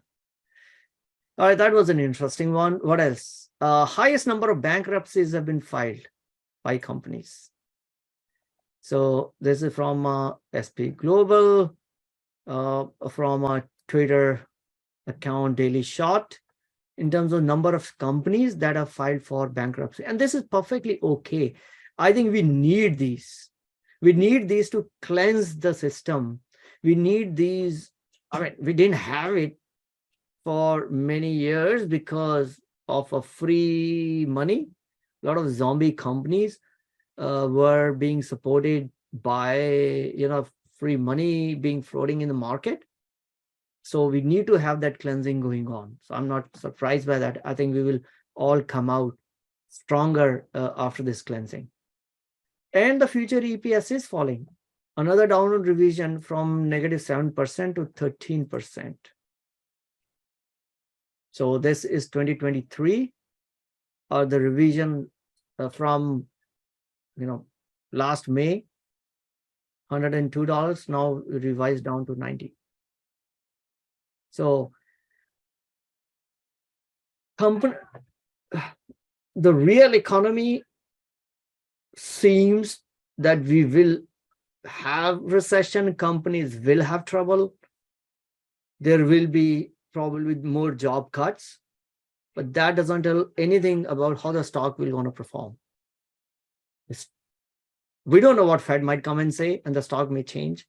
So I'm not making any drastic movement in my portfolio or investing process because of what might be in the offing, right? What might happen in 6 months down the line, 8 months down the line, or something I thought I'd share what I find on around the market.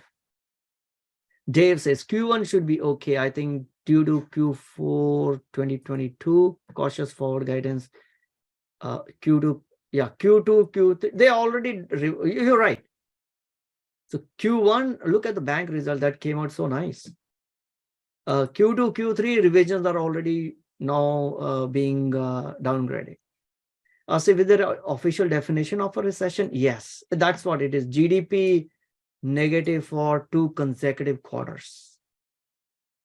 But if we ask our current president, he will say, oh, no, that's not a recession. Labor market is strong.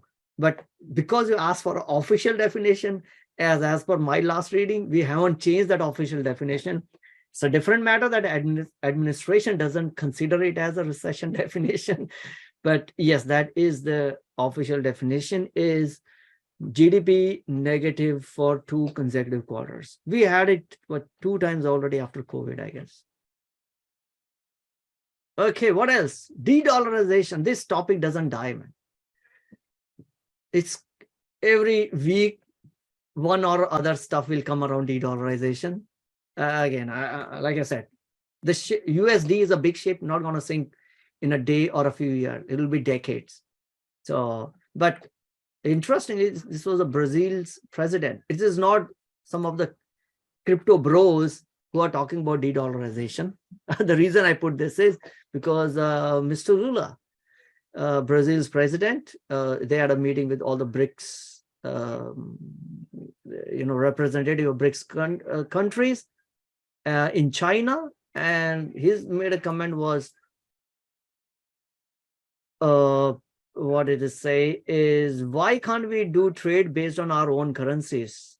Who was it that decided that the dollar was a reserve currency even after disappearance of the gold standard? Right.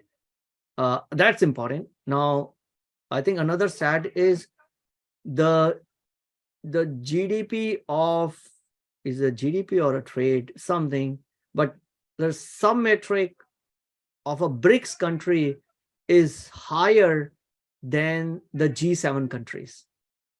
Right? The whole question was, I think maybe it's overall GDP or maybe overall trade by the dollar value, the dollar figure. It is the sum of that of the BRICS company is more than the G7. The question is, why should we follow what G7 tells us? Why should we follow dollar? Right? As a BRICS group, we are bigger than them. Why should we care what Brazil, Russia, and South Africa say? Today, they're not growing like they were 10 years ago. Today, tomorrow, we shouldn't care. 20 years, 30 years, 40 years down the line, these changes start very small. That's what I'm saying. It's not going to happen today, tomorrow, or anything. 20 years down the line, 30 years down the line, these BRICS become, who's to say that these BRICS of today may not become G5 of tomorrow? Possible. These are growing, whereas US is not growing, UK, Europe is not growing. So that is why, and the effect will not be seen in a year or two, but it will take decades for it to show up. Right? Especially if countries like, if we continue to be irresponsible in terms of our own fiscal management and trying to print dollars out of thin air and try to do what we did with Russia, is to renege on our promise. Russia, we basically loaned money from Russia, and then we told them, sorry, we're not going to pay you back because Russia attacked Ukraine. Guys, let's not mix the monetary stuff with the military stuff, but what exactly we did. So I guess whenever that Ukraine happened, we discussed, I'm like, I'm scared about this one. What signal are we sending as a country to the rest of the world? That if you're not in bed with me, tough luck. Any promises that I made you in the past, I can go back on any one of them just because you did something which I didn't like it. Sure, we are military, we are still #1 military, but again, let's not rest on our past laurels. Okay. This will take it will take decades, not going to happen today, tomorrow. So Sam, you and I, should we worry about it? No. Should our next generation? Maybe. That will be my answer. But if this, it not only breaks, right? There's again regional economic cooperation zones that are being formed, and there are discussions around trading within the zones outside of US dollars. That's just the case. Again, there's no, I'm not saying that, I don't want to come and sound like, oh, dollar is going to lose its relevance. Not going to happen. Not going to happen today, not going to happen tomorrow, not going to happen in 10 years. But everything starts with, even a small fire just starts with one first, lightning, the strike of a match. That's all. We just need to be aware of, there's various places in the world, there are questions that are being raised. Earlier, there were no questions around it. And now there are already systems being built which are parallel to SWIFT. Right? So that's all. Don't read a lot more into that. So gold continue to move up north, continue to march into the upward territory. Again, one reason could be because we need something else that we can bank on without depending on US government. Right? Same with the silver. Silver has been on tear since a month and a half, like 6 weeks, from 19 all the way to 25, 26. For me personally, silver is, I'm always amazed, or not amazed, I'm always confused by how quickly silver moves. And this is one portion in my holdings that I have a difficult or tough time in trying to reduce my cost basis by selling covered calls. It will just move so suddenly, and then that you'll get suddenly called away, and then it could drop also at such a same pace. So, but anyway, so far I'm happy. But huge move on silver. Say Bitcoin, of course, Bitcoin also have been having I think one of the best times as compared to the other asset classes for this year. This week, Bitcoin was hit like above 30K, the first time since June 2022. Overall crypto, Ethereum was up this week almost 13%. The reason is Shapella or / Shanghai upgrade. I don't even know. They used to call Shanghai, and then recently started calling it Shapella. I don't know why they changed the name though. So that upgrade went smoothly, and the whole there were concerns that if they make it, they allow. So basically, I think I've talked about it. Maybe a quick recap. This upgrade would allow the stakers who have staked their Ethereum in smart contracts since December 2020. That's when Beacon Chain went live. They will be able to withdraw their Ethereum. So the whole concern around the pricing was, once this upgrade goes through, the millions of Ethereum that have been locked will be available for withdrawal, and people will, or the institutions will withdraw it and sell it in the market. So we should see a lot of influx of selling pressure on Ethereum. Over whatever, last 2-3 days, we haven't seen that. And the market moved into opposite direction. And now there are opposite things that are being talked about is, maybe Now, because we have a capability in Ethereum to withdraw your stake whenever you want to, probably there will be more institutions or more retail investors who will be now willing to stake Ethereum. Earlier, they were not willing to stake Ethereum because, if I stake my Ethereum, I'll be stuck with it. I will not be able to withdraw it. What if I need money? Right? So now the narrative, again, I'm not surprised, but same is the case in the stock market. The narrative will start to follow the price. So now when the price of Ethereum went up, a narrative became, yeah, because now since it's easier to withdraw, we might see more people or institutions being open to stake more Ethereum and reduce the circulation in market, because I don't have to, there is no holding period. I can withdraw it anytime I want to. Who knows what's right, but whatever it is, that was what had contributed to Ethereum going above $2,000. And I think right now its level is, this is where it was last in May 2022. It's almost a year, 1 year high. Cool. But we might still see some more pressure from Kraken, Celsius, because now, since the withdrawal is possible, Kraken, if you recall, they are stopping their staking services as a part of their settlement with SEC.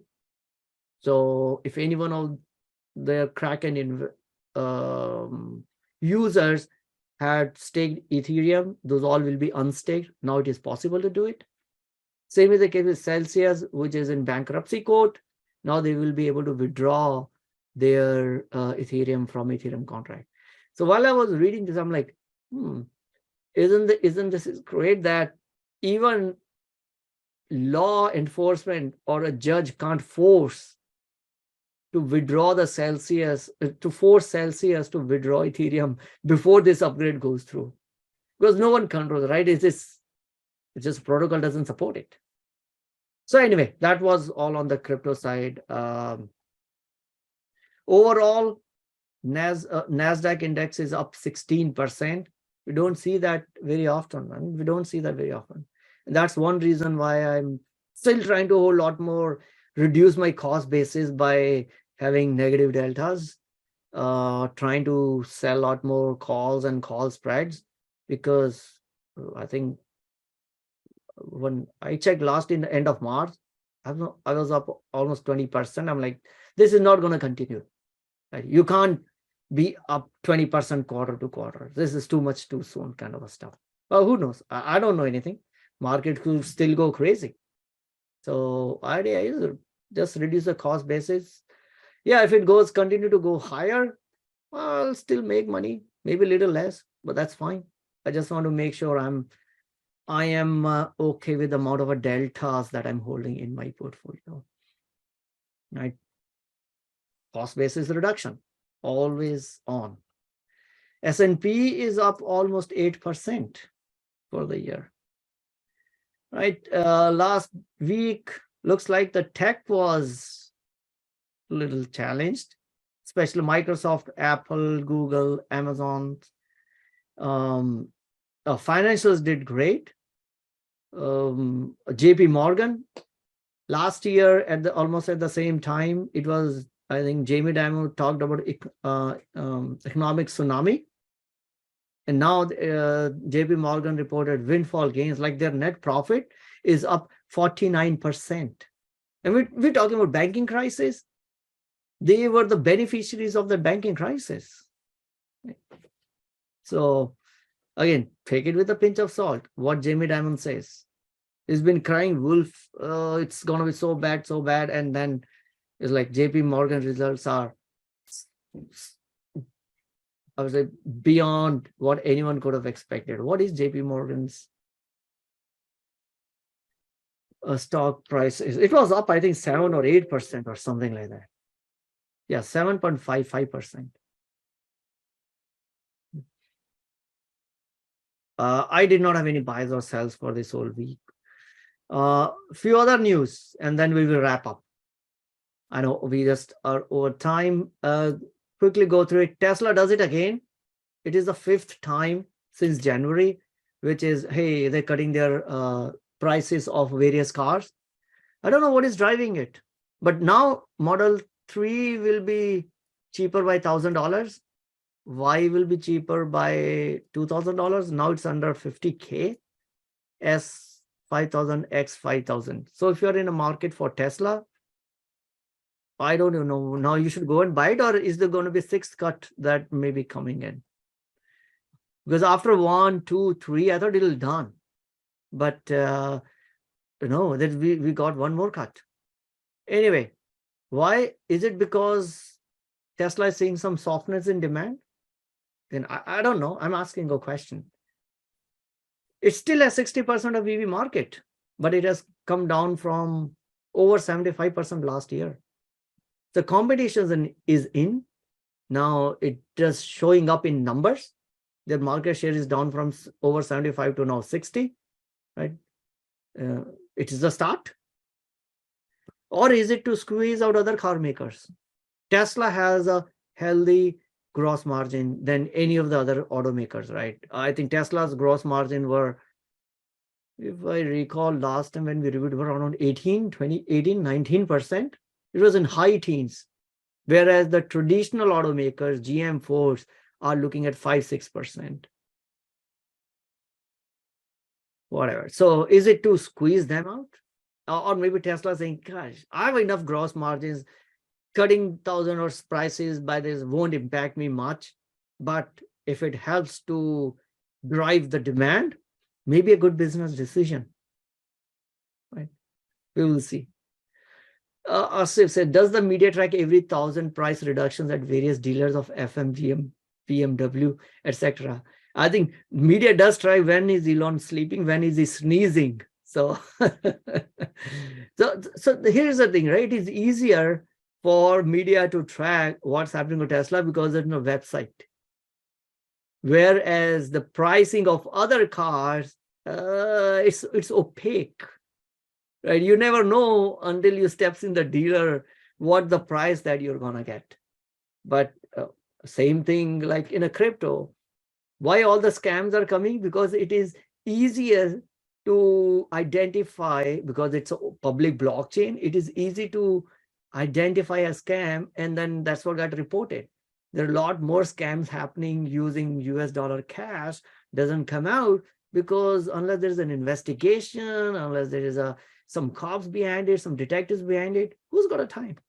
Same is the case here. It's right there on the website. Yeah, so it'll show up. But tell me, should I wait? The bigger question is, should we wait or should we not if you're in the market for Tesla? So I have not yet bought Tesla shares. I don't know when I should. Always I'm in two minds when it comes to buying Tesla shares. Other one is PayPal. Saw some news from PayPal. So last week, PayPal announced a partnership with Apple Pay, right? So PayPal already does a processing of the payments which we pay through Apple Pay. PayPal has a merchant processing firm which they had acquired called Braintree, and PayPal does the processing for Apple Pay. But this news is different. This is that the PayPal will enable its when you go and say pay through PayPal, you will also be able to see an Apple Pay as one of the options. No, sorry. Let me take a step back. So PayPal has a division called Complete Commerce Service, which allows merchants to enable taking payments online from consumers. So till now, if you use Complete Commerce Service from PayPal, which means they'll take payment online, they'll also give you reports, invoicing, if you have to payment reverse, all that stuff. As a merchant, I can sign up with a PayPal, and then my users, consumers, my customers will pay through PayPal. Now with this partnership, what PayPal is doing is also allowing customers to pay through Apple Pay, not just through PayPal, but also through Apple Pay. Right? Now, that means if more users are, more merchants, all the merchants that are using PayPal, their customers will also see an option of Apple Pay. Now, there are pros and cons of this. Number one is, if merchants want to support Apple Pay, they can go and sign up with PayPal Complete Commerce, right? That's a pro of it. Number two is this whole complete commerce have been increasing in as a part of their overall payment volume, right? And PayPal knows that Apple Pay and other competitors, they are taking market share from it when it comes to the overall online payment volume. So this is like a kind of a sleeping with your biggest enemy. Is now, if I'm a merchant, I use complete commerce service, then Apple Pay option will also be available. So when I use Apple Pay as a customer, PayPal will make some revenue because the payment will be processed through that PayPal Brain service. But then the margin will be little less than what if I had chosen PayPal and paid through PayPal and not through Apple Pay. Again, we'll have to see, whether it brings in more users or more, if it's okay to take a little cut on the margins if the overall revenue goes up. Only time will tell. But if you're a PayPal shareholder, this was one of a big announcement that they had done. Vivek. Yeah. How do you pay for things? Like, I'll just tell you, I use a Visa and I use electric transfer, and I finally have a checkbook, but that's it. I mean, why would we do anything else? No, I do pay for using PayPal because let's say for some of my kids' classes that it goes on, or some of the organizations, you either pay through credit card or they have an option pay through PayPal. Now, I don't want to put in my credit card number in one organization for which my kid has signed up, let's say for summer stuff. I just then pay through PayPal on those. Thanks. So there could be some, let's say on Amazon, my credit card is there, but there could be some retailer where I do direct purchase on the retailer website, maybe once in a year or something like that. I know Home Depot, I had paid through on homedepot.com, I pay through PayPal. So these are some places where if I don't shop often, or it's only once, it's a relationship which I'm not very comfortable of sharing my credit card number and my home address and all that thing, I'll just say pay through PayPal. So now looks like, if after this announcement, if Home Depot is using complete commerce service, maybe it should show me pay through PayPal, or you can also pay through Apple Pay. But those are a couple of examples where I actually would not pay using either my credit card or doing bank transfer, but I would rather use PayPal.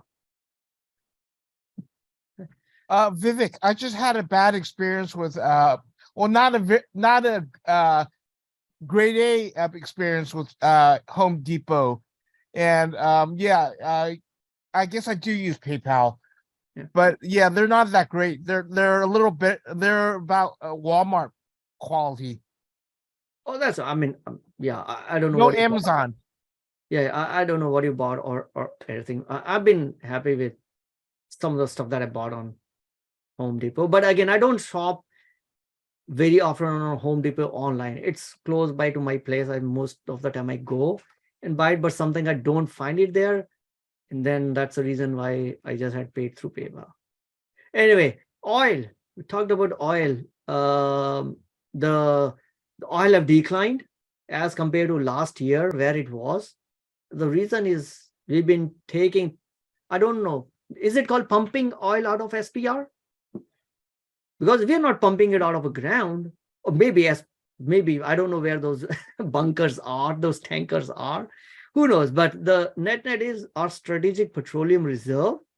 We've been depleting that strategic petroleum reserve by taking oil out of a SPR and bringing it to the market. And that's why one of the reason is that's why the oil prices have gone down. Now it is politically sensitive, and that's why the administration has been doing it. But there will be some time where we have to go back and start filling up our SPR. It is a strategic reserve, right? But we have been just taking oil out of it for our short-term political expediency, and at 71 consecutive weekly declines in our SPR capacity. So whenever it will be a time to fill it up, we should see the demand for oil going up, which means oil stocks or oil prices should also go up. Okay. This is a little more, I would say, fun, or maybe a little cautionary tale. Lucid came to IPO through SPAC. In 2021, their projection when they filed SPAC was they will have a 49,000 vehicles delivered by 2023. This was their projection: 49,000, 90,000, 2024, 135, 251,000. Actually, they've just delivered less than 1,500 in first quarter of 2023. And their projection was $50,000. In a SPAC, you can do anything what you want. You can provide all those projections. You can't do these things in S1. But those were the days of SPAC mania. And everyone was going crazy behind, all these companies. I don't even know. Where is Lucid nowadays?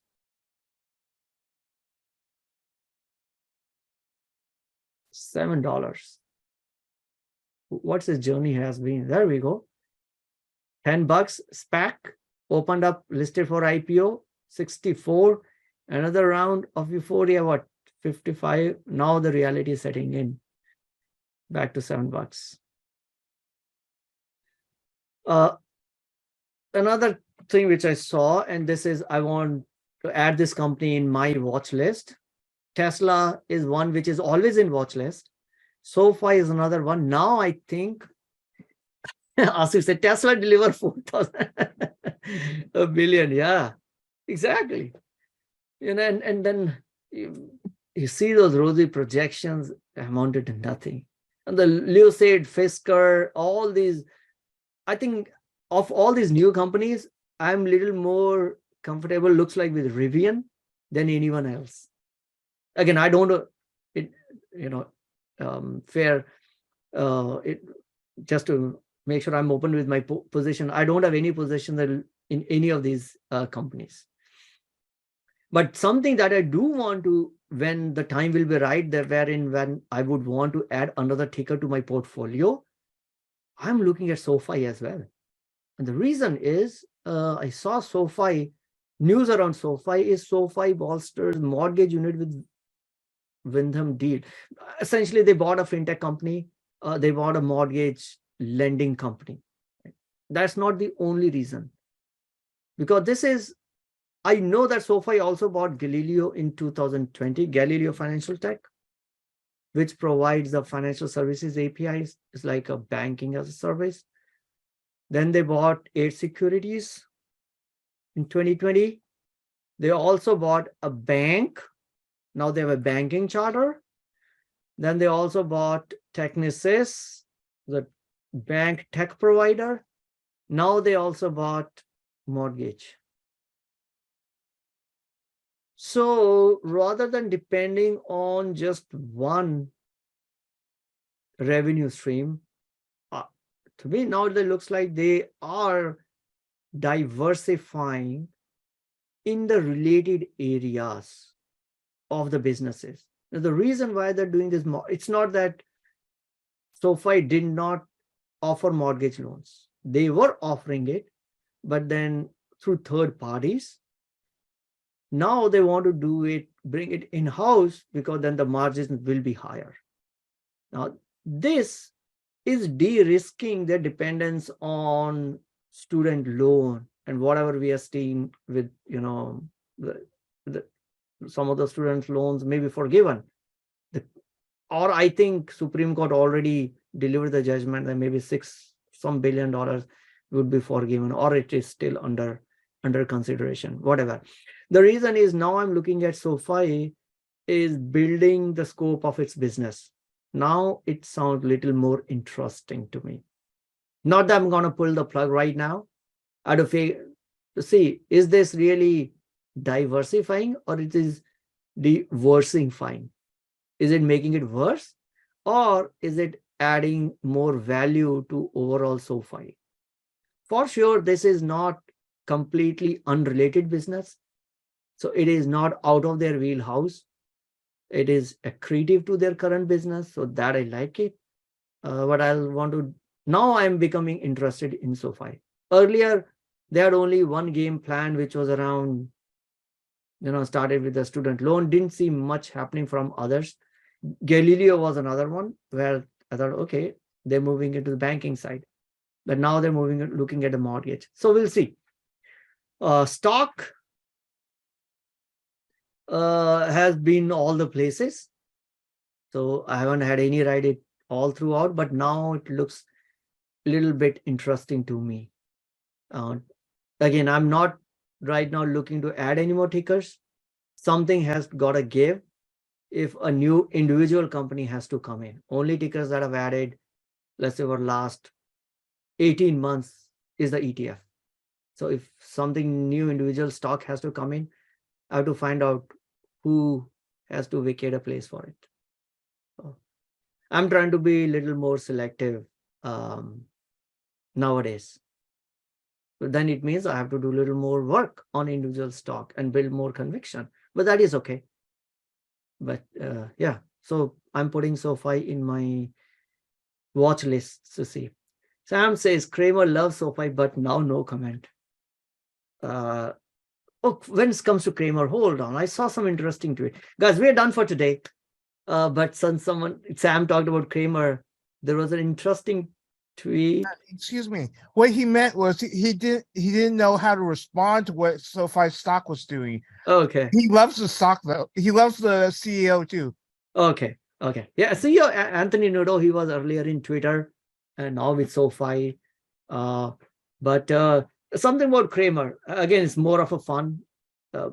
I think he made a statement. He tweeted around, let's go to Twitter, around Boeing, right?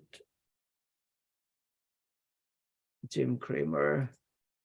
And or did it delete or what? That was at after market hours around it was around 4 or something. And that Boeing is a great company. And 2 hours after that, Boeing released a news. Oh, I should have brought that up in today's discussion. Boeing released a news that they may not be able to, they are lowering their projection of 787 deliveries for this year because one of their suppliers called Spirit Aerosystems have notified Boeing that they connect the tail wing to the fuselage, and the way they connected, Spirit Aerosystems notified Boeing that the manufacturing process was not standard. So there could be a problem in that. And that means all the 787 planes that are, not, I don't think it's all, maybe, let's look at it. Why? So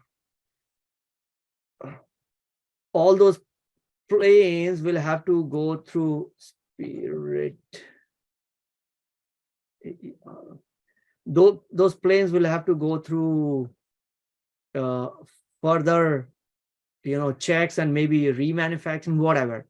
But this came at 5:31, and the Jim Cramer's tweet around the Boeing stock saying Boeing stock is great or something like that came at just an hour or 2 hours before it. And then the Twitter, especially the inverse Jim Cramer fans, were like all over it, saying he never fails to, inverse Jim Cramer never disappoints us. The moment he put out a tweet about Boeing, after that Boeing news was this, And I think Boeing stock was down 6% on Friday, and Spirit Aerosystems were down like 20% and so on and so forth.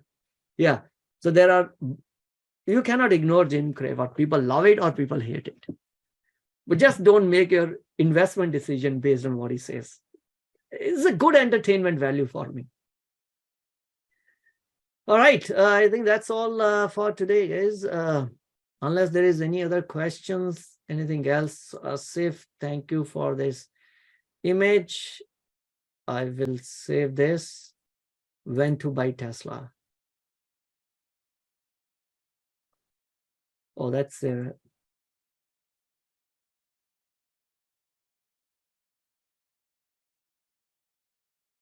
cool.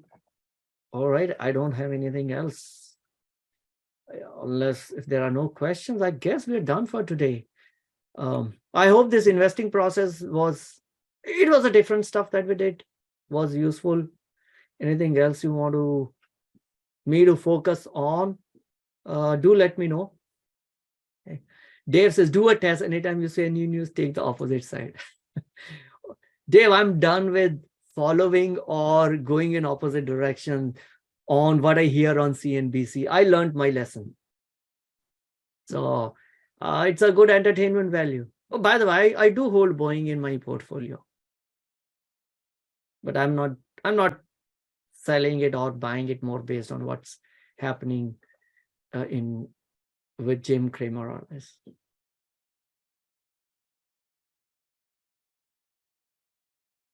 Yeah, it is. I mean, I also have it in my portfolio. That's okay. It's been down. That's fine. Alrighty. Cool. Vivek. Yeah.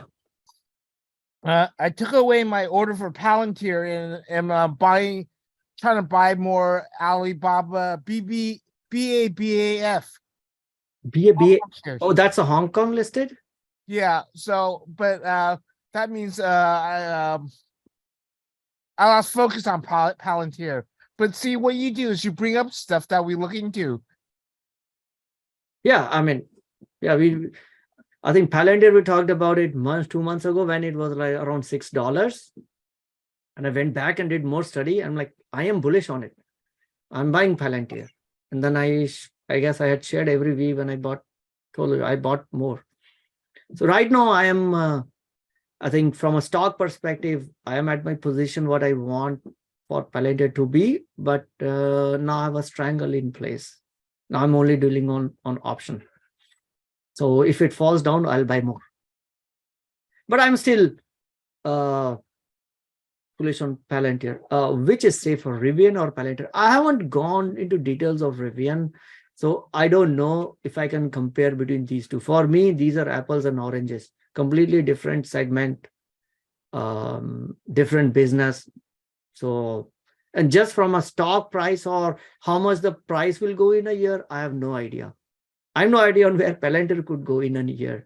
But the tech that they have, and I've taken a little more deeper into trying to understand, and still now can't wrap my head around ontology and how does that work. But that's pretty powerful, right? And okay, since you talked about Palantir, let me just bring up another thing is Palantir also this week, they also released a news saying they will have their AI offering available from March onwards, not March, but May onwards for some of their pilot customers to try on.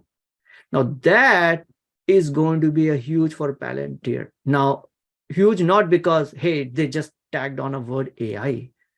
The reason is the way, that the data so AI has always to be trusted with the fact, the companies need to trust their system that the data is secure, and only those who are allowed and authorized to access the data the AI models are able to take care of that if anyone is running those AIs and all that.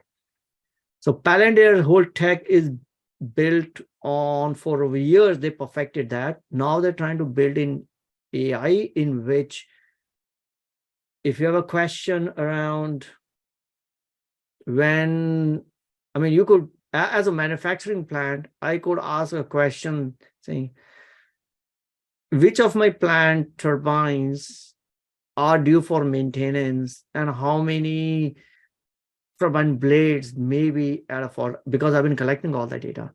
Right? Now this whole LLM and AI models will be able to mine through the data and give the right answers. So that's going to be hugely productive for those customers of Palantir. But this product is not out yet. This is the fourth product that Palantir will be coming up with. Right now, there are 3 products in market. That's a news around Palantir, which I heard about this week. But so yeah, I'm bullish, but I don't know what's going to happen to the stock in 1 year or 2 years. So what you are saying is that Palantir is a better chance of getting bought out by another tech company. That so here's the deal. Palantir is a, what do you call, a brat or a spoiled child, or kind of being ostracized from Silicon Valley. Right? That's why they moved out of Silicon Valley to Colorado. Because I don't know if Google or Microsoft, or for that matter, Apple would buy Palantir, because a lot of these companies also kowtow to their employees around a lot of left-wing thinking, right? Left side thinking.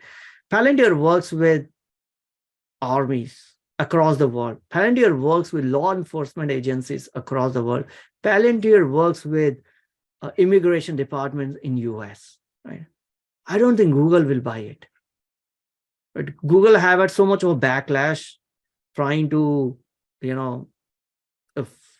trying to get through the government contracts, so that buying Palantir could be another distraction for them. But they may just survive as an, a standalone company. Asif, Lucid has a backing of PIC, so can take longer to go bankrupt. Rivian will need huge cash infusion, but the product is better and growing market. But Rivian also had Amazon and one of their investors, right? I will wait for Rivian to produce a full factory capacity, still as 30%. Is IDAI using some kind of AI? What is IDAI?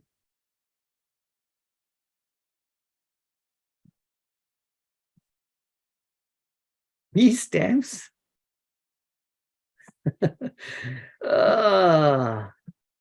These are the companies which are just talking about or adding. See, their stock went up, and this is a direct 3D patent related data to AI. Yeah, 2 smaller company, formative one, like 17 million market cap. Whether AI or not AI, the stock could easily be manipulated by one big player. So stock price is immaterial in these small companies. They could be very easily manipulated. There are only 3 million is the float of the stock, and stock is about $5. Anyone having $15 million can buy the whole of the company, right? $70 million is the overall market cap. So someone putting in, $500,000 can move the stock. So whether it looks like they do say that they have some patent related to AI, but so does every company. So I wouldn't. There are some people who chase these micro caps and try to profit from these movements. I'm not the one. I mean, you need to be really, really. I don't think long term this strategy works. There are no dividends on Palantir, currently pretty much flat, definitely long term. Oh, yeah, and I don't expect them to pay dividend. I will hate them if they pay dividend. I don't want companies to pay dividend. It might be a controversial statement. And earlier, I actually used to do whole dividend reinvestment for the individual stocks. Now I don't do dividend reinvestment. I say, okay, you are paying dividend, I hold it in cash. So the reason is, first of all, I don't want company to pay dividend, especially if it is a growth company. Dividend is a capital, it's a capital allocation decision, right? Now you got extra money available. You can invest in business and grow it, either organically. You can find and buy out some competitor, grow your market more, build business for future. I would want my companies to do that. If you can do it, like, oh gosh, I think there is nothing much I can grow my business. I'm already a big part of it. Market is mature. There's nothing I can grow in the side of my business. I can't acquire another company. Then the company can then do, okay, I'll either buy back the shares or I'll pass on the dividend. Palantir is in a space where there is a lot more opportunities available. So I'll be angry if they start paying dividend. They should just invest in the business and grow the business, right? So for me, I'll sell options to reduce the cost basis, right? So that's what currently I'm doing. Like I said, I have a stock holding, and right now I also have a strangle in place. So if it goes low, I'll probably take a little bit more. If it goes higher, either I'll manage it, or if it goes higher, yeah, I made some money. I bought some of the stocks at $6, right? So right now it is what, 830, 850. So which is decent in 2 months. But I'll still yes, Dave say you own shares in Palantir, you sell short strangles. Yes. So I started building my position when I did a first time I brought in Jan or something. When it was $6, I'm like, what's happening with this company? I had heard about this company. No, so I had bought some shares of it when it was a meme stock. I bought it, I think 20 or something. But that was, again, I had not done that analysis. But I did a starter position at that point of a time. And now I said, I want to go back and look at it much more deeper. So I bought a lot more around 6, I think then around 7. Last one, I think, was around 8 or something. So now my stock position is fine. Now I'm selling strangles. Amazon has back out of their earlier guaranteed 100K buying order. Okay. So why dividend payout is bad? It means company has run out of ideas. If you're in a mature segment, then fine, pay me dividend. If you're in a growth segment, I would say, guys, CEO, we are paying you millions. You have to find out a better use for the money rather than throwing money at me saying, Vivek, I don't find any use. You figure out what you want to do with the money. That's essentially what a company do when they give a dividend is, guys, we can't find any use of it. We can't find a way to invest in a business. We don't know, we can't find a way to acquire and maybe grow inorganically. So we don't know what to do with your money. Here's your money, take it back. That's what the dividend is. Why I'm paying you $millions? This market is growing. I know AI market is growing and you can't figure it out. So that's the reason. It's not bad depending on what stage that company is, what kind of a market that company is. Berkshire Hathaway has never paid a dividend. They've always been investing back in the market or back in the business. They'll buy some other businesses. They've been investing back in the business, right? Not that the dividend payout is bad, just that it means company don't know what to do with the money. Then I have to take a decision. So that is why would I want to go back and invest in that company? Because they don't know what to do with that extra money. And then I get the dividend and go and buy the share again.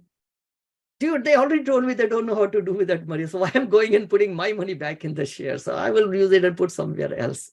So that's when I started digging deeper into the whole dividend. I'm like, maybe dividend is not always great. It depends on what stage the company is in, what the market the company is in. Hope that helped, Bobby. Cool. All right. Let's stop right here. It's 12:38. I appreciate you all staying back. Excuse me. All right, Vivek, last one question. no comment. Yeah. I could have bought Rivian at its IPO around $75 because I had money in SoFi. Oh, money in the SoFi my SoFi account. So what do you think? Like I said, I have not looked at Rivian. So No, what I'm saying is fool's errand. Oh, you could have bought. Yeah, big mistake. You bought or you did not? Well, of course I didn't buy. I didn't know. That's great. See. Yeah. I mean, this was when the market was still going up. I think a year and a half ago. Yeah. Oh, that time every new SPAC was, or our IPO was just going off the roof, right? Those days are over. So if you didn't buy it, that's glad. I'm glad you didn't buy that. No, you're wonderful. You teach us how to be very cautious and treat our money very carefully. Guys, this is hard-earned money, right? I've not earned money in lottery. So I'm not going to use it or throw it in a lottery, plain and simple. We work our butts off. I mean, all of you. So we have to treat it with caution. I'm a conservative investor, but when people think I trade options, they say, how can you be conservative? Oh, you can be. You just need to know how to trade it, what to do with options. All right. I'm hungry. Time to go and have some lunch. Appreciate you all coming here. And thanks a lot. We'll talk again next week. I'll be here next Saturday. Bye-bye. Have a wonderful, wonderful weekend.